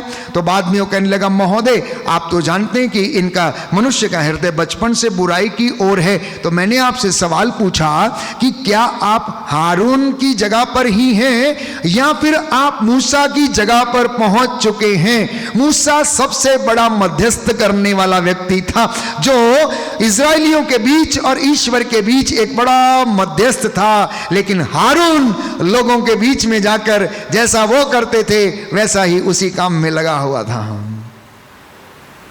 शिमोन, जब तक वो शिमोन था वो मछलियां पकड़ता था। कौन सी वाली? जो समुद्र में रहती थी। लेकिन जब पेतरुस बन गया तो उसने आत्मा रूपी मछलियों को पकड़ना शुरू कर दिया। क्या आप उस श्रेणी में पहुंचे हैं या नहीं? या अभी तक वो समुद्र वाली मछलियां ही पकड़ रहे हैं, या वही सांसारिक जीवन जी रहे हैं? क्या आप आत्मिक जीवन जीने के लिए सक्षम हो पाए हैं या नहीं? आत्मिक उन्नति कर पाए हैं या नहीं? यही मैंने आपसे पूछा। अपनी जिंदगी के सालों के हिसाब से जरा सोच के बताना। 60 साल हो गए, 70 साल हो गए परम प्रसाद लेते हुए, वचन सुनते हुए, मिस्सा बलिदान में भाग लेते हुए, उपवास करते हुए, कन्फेशन करते हुए, कुछ बदला या नहीं बदला? कुछ कृपाओं के लेवल बढ़े हैं या नहीं बढ़े हैं? कुछ बटोर के ये वाली चीजें रखी हैं या नहीं रखी हैं? या सिर्फ सोना चांदी या अंगूठी या हो कोई हीरे जवाहरात या आपने जमा करके रखे जो आपके साथ नहीं जाएंगे? बहुत बड़ा सवाल है, बहुत बड़ा सवाल है। इसकी दूसरी श्रृंखला में मैंने समझाने का प्रयास किया कि क्या आप अभी तक भक्तों की श्रेणी में ही हैं या फिर आप अभी तक शिष्य बनने के लिए एक कदम आपने उठाया है? क्योंकि भक्त का क्या है, भक्ति कर ले ना करे उसे फर्क नहीं पड़ता है या नहीं? वो बोलेगा आज थक गया हूं, नहीं करेंगे, शाम को कर लेंगे, कल कर लेंगे। लेकिन शिष्य का ऐसा नहीं है, शिष्य का ऐसा नहीं है। शिष्य को पता है आज्ञा पालन करना है, डिसिप्लिन है तो है, सुबह 6 बजे करना है तो करना है, शाम को 7 बजे करना, वो शिष्य है। भक्त का ऐसा नहीं है, भक्त का ऐसा नहीं है। भक्त थोड़ी उसे आज़ादी है, कहने का मतलब थोड़ी आज़ादी है। डिसाइपल के पास आज़ादी नहीं है, शिष्य के पास आज़ादी नहीं है। उसका गुरु जो कहेगा, जो उसने कहा है उसे वो करना पड़ेगा।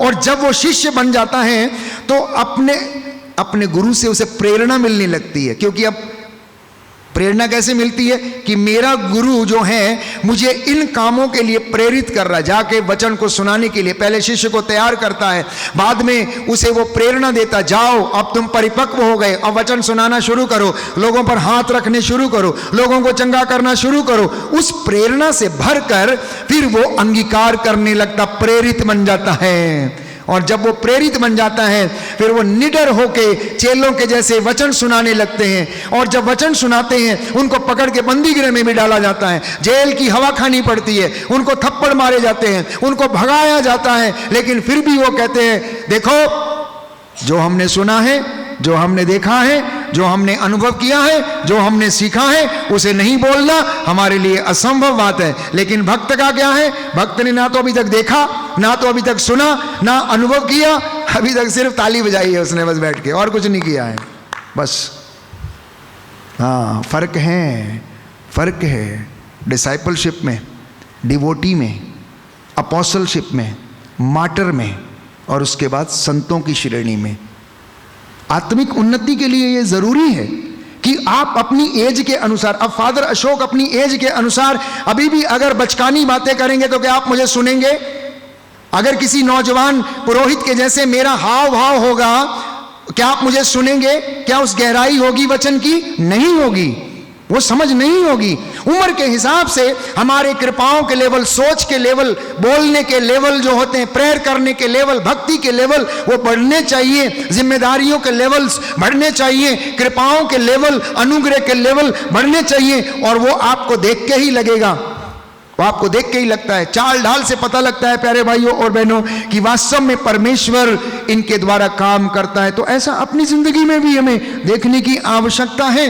तो एक स्टेप आगे बढ़ना, एक स्टेप आगे बढ़ना, भक्ति तक सीमित ना रहिए, वर्शिप तक सीमित ना रहिए, आज्ञा पालन करना सीखिए तो आप शिष्य बन जाएंगे। भक्ति के साथ एक चीज और जोड़ दीजिए कि अब हम अपने गुरु के शिष्य बन गए, इसलिए अब हम पीछे नहीं हट सकते हैं, अब हम पीछे नहीं हट सकते हैं।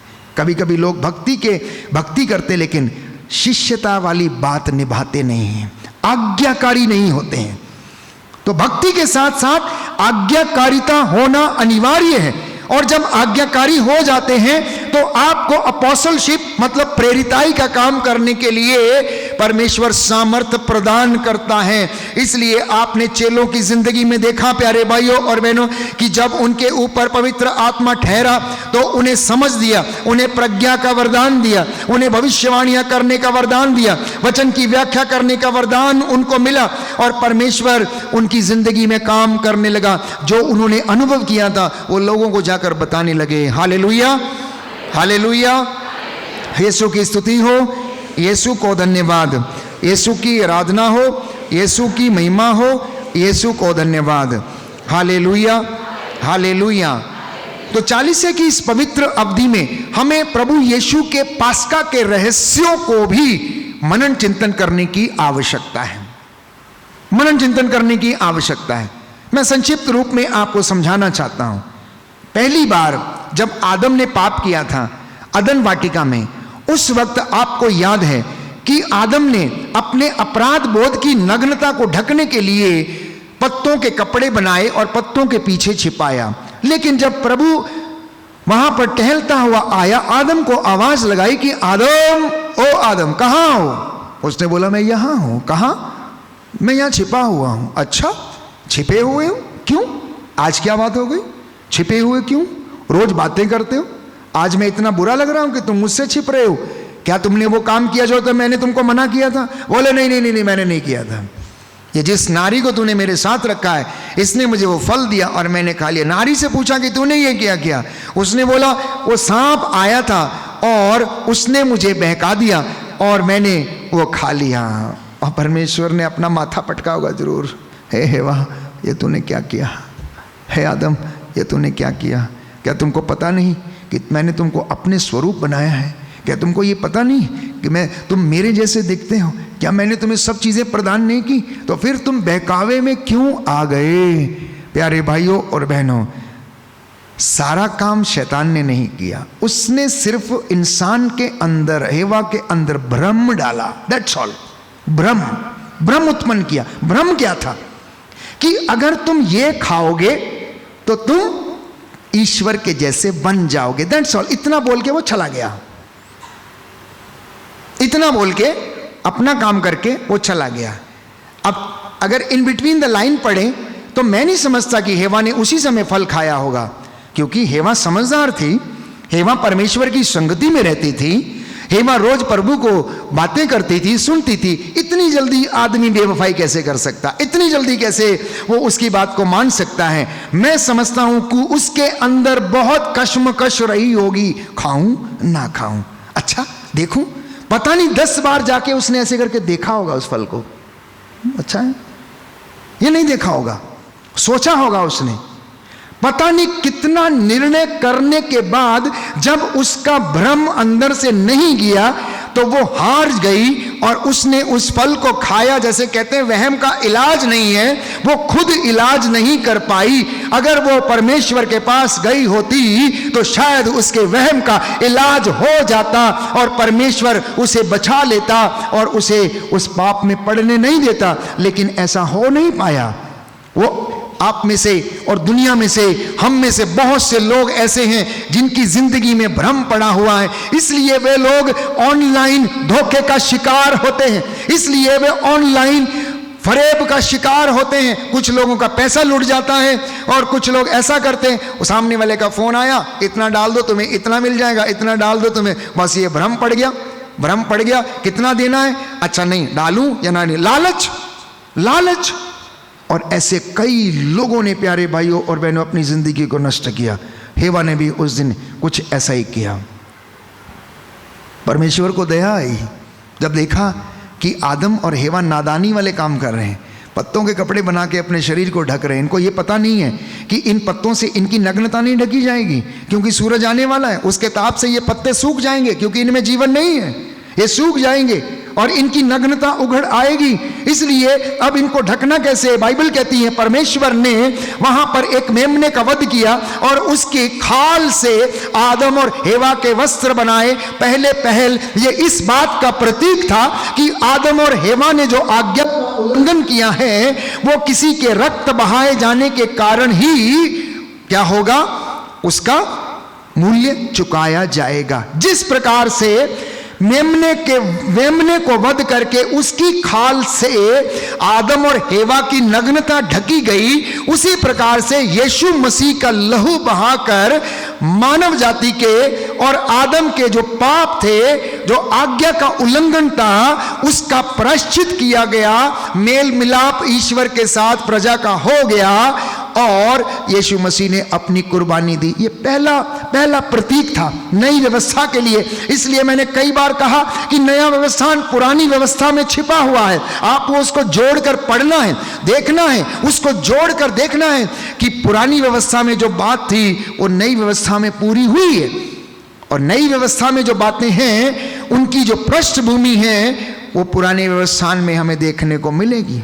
इतना ही नहीं, दूसरा प्रतीक मैं आपको बताता हूं, और दूसरा प्रतीक यह था जब इब्राहिम अपने बेटे इसहाक को मोरिया पर्वत के ऊपर बलि चढ़ाने के लिए लेकर गया, और परमेश्वर जब इब्राहिम से बहुत ज्यादा प्रसन्न हो गया जैसे ही इब्राहिम ने छुरा उठाया और बेटे इसहाक की बलि देनी चाही तो उसे आवाज सुनाई पड़ी, इब्राहिम इब्राहिम, मैं जान गया हूं कि तुम मुझसे बहुत प्यार करता है, बेटे को नुकसान मत करना, इसके ऊपर हाथ मत उठाना।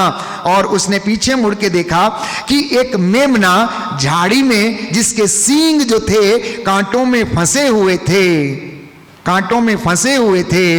इब्राहिम ने इसहाक को उस वेदी पर से उतारा और वो गया, उसके सींगों को कांटों में से, झाड़ियों में से निकाला और उसके बाद उसको बलि चढ़ाकर परमेश्वर को उसने होम चढ़ाया। वो प्रसन्न हो गया। पर तो मेमने के सींग उन झाड़ियों में, कंटीली झाड़ियों में फंसे होने का प्रतीक ये था कि एक मेमना जिसके सिर के ऊपर कांटों का ताज रखा जाएगा, जो वो कांटों का ताज पहनेगा, वो मेमने का वध किया जाएगा और उसके वध से पापों का प्रायश्चित होगा। ये दूसरा प्रतीक था प्यारे भाइयों और बहनों, ये दूसरा प्रतीक ये था। तीसरा प्रतीक हम देखते मरुभूमि में, जब मूसा ने कांसे का सांप बनाया था, कांसे का सांप बनाया था और उसे ऊपर उठाया था। प्यारे भाइयों और बहनों, सांप हमारे लिए श्राप का प्रतीक है। तो बात यह है कि परमेश्वर के वचन श्रापों को भी आशीर्वाद में बदलने का सामर्थ्य उनमें है। और दूसरा प्रतीक कि जो उसकी ओर देखेगा, मतलब प्रभु यीशु इसी प्रकार से इस गंदी सलीब के ऊपर चढ़ेगा, जो क्या है, इन सब बातों के प्रतीक है। मतलब वो घृणित है और उसको बहुत ज्यादा घिनौना समझा जाता है, उसका अपमान होता है, उसको अच्छा नहीं समझाता है। उसके ऊपर प्रभु यीशु जब जाएगा तो उसको वो पवित्र कर देगा। जितने लोग उस सलीब को देखेंगे उतने लोग अपनी जिंदगी में शिफा और उद्धार पाएंगे और वो सलीब उनकी जिंदगियों में जोड़ने का काम करेगी, ना कि घटाने का काम करेगी।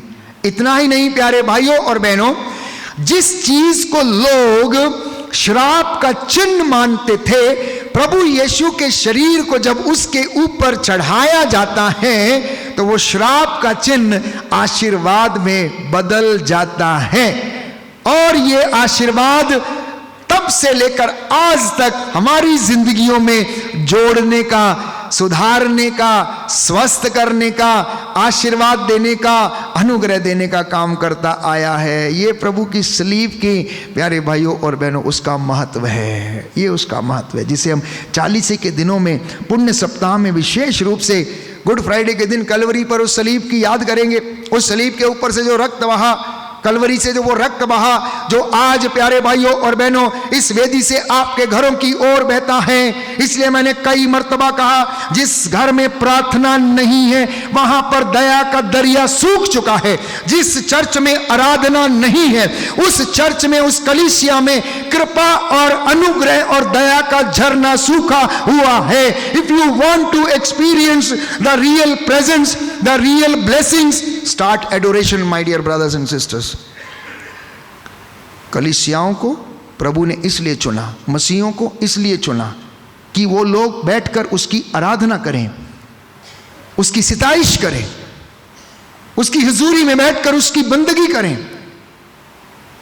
आपको मॉरल सर्मन्स और बहुत सारे ऐसे मोटिवेशनल सर्मन्स हम बहुत दे सकते हैं, लेकिन आत्मा में बढ़ाने वाला काम करें। हम आत्मा में बढ़ाने वाला काम करें। पिछले दिनों में हम लोग प्रचार के लिए गए थे कई जगह पर। मैं सुन रहा था, भाई संदीप एक बहुत अच्छा विचार लोगों के सामने प्रकट कर रहे थे और उन्होंने एक बात कही जो मेरे लिए भी एक सोचने वाली बात थी कि आजकल हमारे कलीसियाओं में एक होड़ सी लगी हुई है कि हमें ना बाइबल क्विज करने हैं और बड़े बड़े मंच पर जाकर बाइबल क्विज करने हैं और उनको सीखना है, पढ़ना है। प्यारे भाइयों और बहनों, बाइबल क्विज अच्छी बात है, याद होता है आप लोगों को, लेकिन उससे आपका उद्धार नहीं होता है, क्योंकि वो काम आप सिर्फ और सिर्फ उन पैसों के चंद लालच के लिए करते हैं जो आपको पुरस्कार दिखता है वहां पर, इसलिए आप उसको मगअप करते हैं, आप उसको याद करते हैं। मैं ये नहीं कहता क्विज अच्छे नहीं है, क्विज होने चाहिए, लेकिन अगर वो आत्मिक हो जाए तो इससे बड़ा पुरस्कार कुछ भी नहीं हो सकता। अगर वही वचन आत्मा में रहकर आपका काम करना शुरू हो जाए, आपकी जिंदगी में आपको अनुग्रह मिलना शुरू हो जाए, प्यारे भाइयों और बहनों, वो आपको अलग ही अनुभूति प्राप्त होगी। जरूरी नहीं है कि जो जो प्रथम पुरस्कार जीतते हैं क्विज में 1 लाख रुपया 2 लाख रुपया, उनका जीवन जाके देखिए कैसा है। जरूरी नहीं कि वो धर्मी है, जरूरी नहीं कि सेवा करने वाले हैं, उनका जीवन आप देखिए, कभी उनसे मिल के देखिए। तो ऐसे क्विज जो हमारी आत्मिक उन्नति नहीं करते हैं, केवल हमारी सांसारिक उन्नति के लिए है, तो मैं समझता हूं कुछ गड़बड़ है, कुछ गड़बड़ है। इसलिए प्रभु का वचन मेरे और आपके लिए आज प्रभु यीशु चाहता है कि ये वचन आप लोगों को अपनी कृपा निधि से और भी ज्यादा आशीषें प्रदान करे। संत पौलुस लिखता है कि वह अपने आत्मा के द्वारा आप लोगों को अपनी अपार कृपा निधि से अभ्यंतर शक्ति और आप लोगों को सामर्थ्य प्रदान करें, जिससे कि विश्वास के द्वारा मसीह आपके हृदयों में निवास करें, प्रेम में आपकी जड़ें गहरी हों और नींव आप लोगों की सुदृढ़ हो। इस तरह आप लोग अन्य सभी संतों के साथ मसीह के प्रेम की लंबाई, चौड़ाई, ऊंचाई और गहराई को समझ सकेंगे। हृदयों का खतना करो। पुराने जमाने का खतना क्या होता था? बच्चे के शरीर के अंग से उसकी फोरस्किन काट दी जाती थी और उसका खतना हो गया, यहूदी प्रथा में। लेकिन अगर हम नए लोग हैं, प्रभु मसीह में आ गए हैं, तो इस बपतिस्मा का अर्थ क्या है? इस खतने का अर्थ क्या है? मतलब अपने विचारों का खतना, अपने हृदय का खतना, अपनी अंतरात्मा का खतना, अपने बुरे विचारों का खतना, अपनी गंदी सोच, अहंकार, ईर्ष्या, द्वेष का खतना। खतना करने का मतलब ही है कि पुरानी चीजों को अलग करो, बुरी चीजों को अलग करो, जो हमारी जिंदगी में बाधा है उसको अलग करो। That is the meaning of baptism. पुराना सब कुछ पीछे छोड़ना।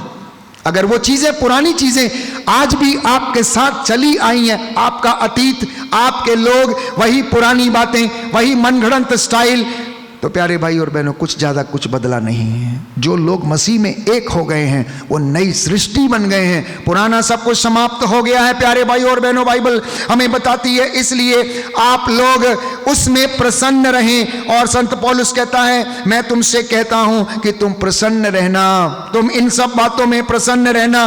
भाइयों, अंत में यह है, जो कुछ सच है, आदरणीय है, जो कुछ न्याय संगत है, निर्दोष है, जो कुछ प्रीतिकर है, मनोहर है, जो कुछ उत्तम है, प्रशंसनीय है, ऐसी बातों का आप लोग मनन किया करो। बोलो आमीन, हालेलुया।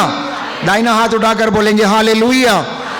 प्रभु का वचन कहता है, जो कुछ सच है, आदरणीय है, न्याय संगत है, निर्दोष है, प्रीतिकर है, मनोहर है, आप इन सब बातों का मनन किया करो। Hallelujah, hallelujah, hallelujah. इतना ही नहीं, बाइबल और भी हमें कुछ समझाती है। संत पौलुस हमसे सहानुभूति रखता है और ये कहता है, देखो मैं तुम्हारी दरिद्रता को अच्छी तरह समझता हूँ, तुम्हारी कमजोरियों को अच्छी तरह समझता, क्योंकि मैं भी कमजोर हूँ। मेरे शरीर में भी एक बहुत बड़ा कांटा छुपा हुआ है। मैं कितना चाहता हूँ कि निकल जाए, मैं कितना चाहता हूं कि ये मुझसे अलग हो जाए, लेकिन प्रभु कहता है मेरी कृपा तेरे लिए पर्याप्त है। मेरी जिंदगी में ऐसा ही, अब ये लाइबिलिटी बन चुकी है।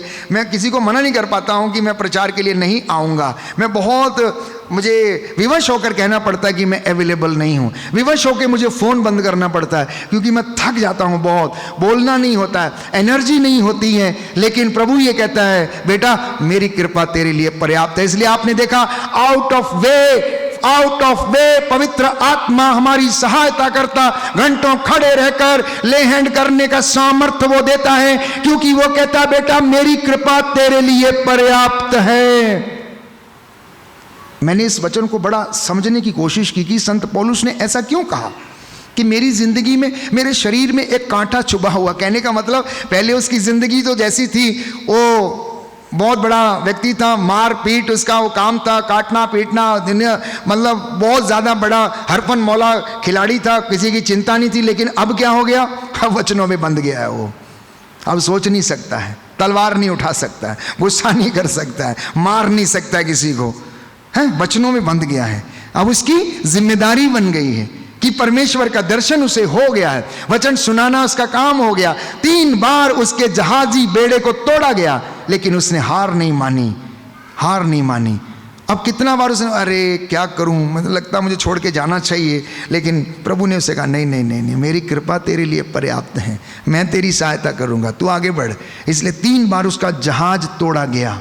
जब वो प्रचार के लिए इधर उधर जा रहा था तो 3 बार पौलुस के जहाज को तोड़ा गया, उसके बेड़े को नष्ट किया गया, लेकिन उसने हार नहीं मानी। तो बाइबल कहती है, संत पौलुस लिखता है, मैं दरिद्रता तथा संपन्नता दोनों से परिचित हूं, चाहे परितृप्त हो या भूख, समृद्धि हो या अभाव, मुझे जीवन के उतार चढ़ाव का पूरा पूरा अनुभव है। जो मुझे बल प्रदान करते हैं, मैं उनकी सहायता से सब कुछ कर सकता हूं। हर व्यक्ति को इस लेवल में पहुंचने की आवश्यकता है। हालेलुया, यीशु की स्तुति हो, यीशु को धन्यवाद।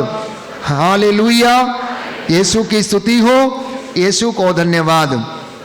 तो एक आखिरी वचन मैं आपके साथ साझा करना चाहता हूं इस वक्तव्य में, और वो है कलोसियों के नाम संत पौलुस का पत्र, अध्याय 1 पद संख्या 11 और उससे आगे। आप ईश्वर की महिमा में शक्ति से बल पाकर सुदृढ़ बने रहेंगे, सब कुछ आनंद के साथ आप सह सकेंगे और पिता को धन्यवाद देंगे जिसने आपको इस योग्य बनाया है कि आप ज्योति के राज्य में रहने वाले संतों के सहभागी बने।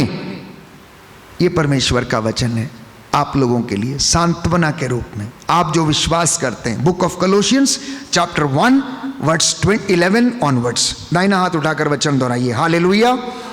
प्रभु कहता है, आप ईश्वर की महिमा में शक्ति से बल पाकर सदा दृढ़ बने रहेंगे, सब कुछ आनंद के साथ सह सकेंगे और पिता को धन्यवाद देंगे जिसे आपको इस योग्य बनाया है कि आप ज्योति के राज्य में रहने वाले संतों के सहभागी बने। हालेलुया, हालेलुया, यीशु की स्तुति हो, यीशु को धन्यवाद, यीशु की आराधना हो, यीशु की महिमा हो, यीशु को धन्यवाद। इसलिए बाइबल कहती आप लोग सावधान रहें, आप लोग सावधान रहें, इधर उधर ना भटकें। और संत पौलुस कलोसियों को लिखता अध्याय 2 पद संख्या 8 में सावधान रहना। सुनना ध्यान से, हाँ, ये वचन बहुत इंपॉर्टेंट है।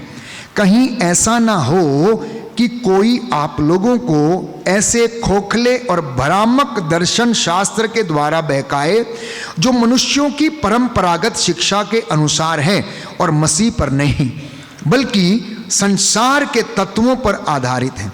क्योंकि मसीह में ईश्वरीय तत्व की परिपूर्णता अवतरित होकर निवास करती है और उनमें आप इस पूर्णता के सहभागी हैं, आप इस पूर्णता के सहभागी हैं। इसलिए चर्च पर चर्च बदलते ना रहें, ठीक है, कलीसिया पर कलीसिया बदलते ना रहें। मैंने कई बार प्रवचन में कहा 12 महीने 13 पास्टर, यहाँ से चंगाई नहीं मिल रही, यहाँ हमारी कलीसिया में तो फादर को मिस्सा करना नहीं आता, प्रवचन देना नहीं आता, ऐसा करनी तो चलो हम कहाँ जाएंगे, पंजाब जाएंगे जी, चलो हम इधर जाएंगे, आज हम उसके पास हाथ रखवाने जाएंगे। संदीप भाई एक और डायलॉग बोलते हैं और वो कहते हैं जिंदगी गुजर गई, सिर पे हाथ रखाते रखाते गंजे हो गए, लेकिन आशीष कहीं नहीं मिली। फिर भी समझ में आया?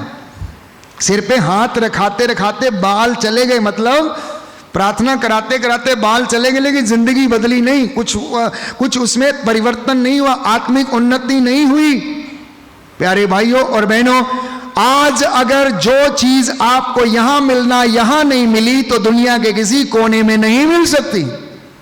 मैं आपको बता देना चाहता हूं, अगर आज आपका उद्धार वचन को सुनने के बाद यहां नहीं हुआ तो कहीं भी नहीं हो सकता। ये सारी चीजें आपके विश्वास के ऊपर निर्भर करती हैं कि आप इस वचन को अपने हृदय रूपी भूमि में किस तरीके से उन्नत होने का अवसर प्रदान करते हैं, किस तरीके से अपनी जिंदगी को बदलते हैं, किस तरीके से अपने रास्ते बदलते हैं, किस तरीके से अपने परिवारों को आप संभालते हैं, किस तरीके से आप रोज परमेश्वर के साथ जुड़ते हैं, किस तरीके से आप संध्या और सवेरे आप उसकी आराधना करते हैं और स्तुति करते हैं। मैंने कई बार समझाया, फिर से आज बोल रहा हूं, आप अपने घर के आदम और हवा हैं।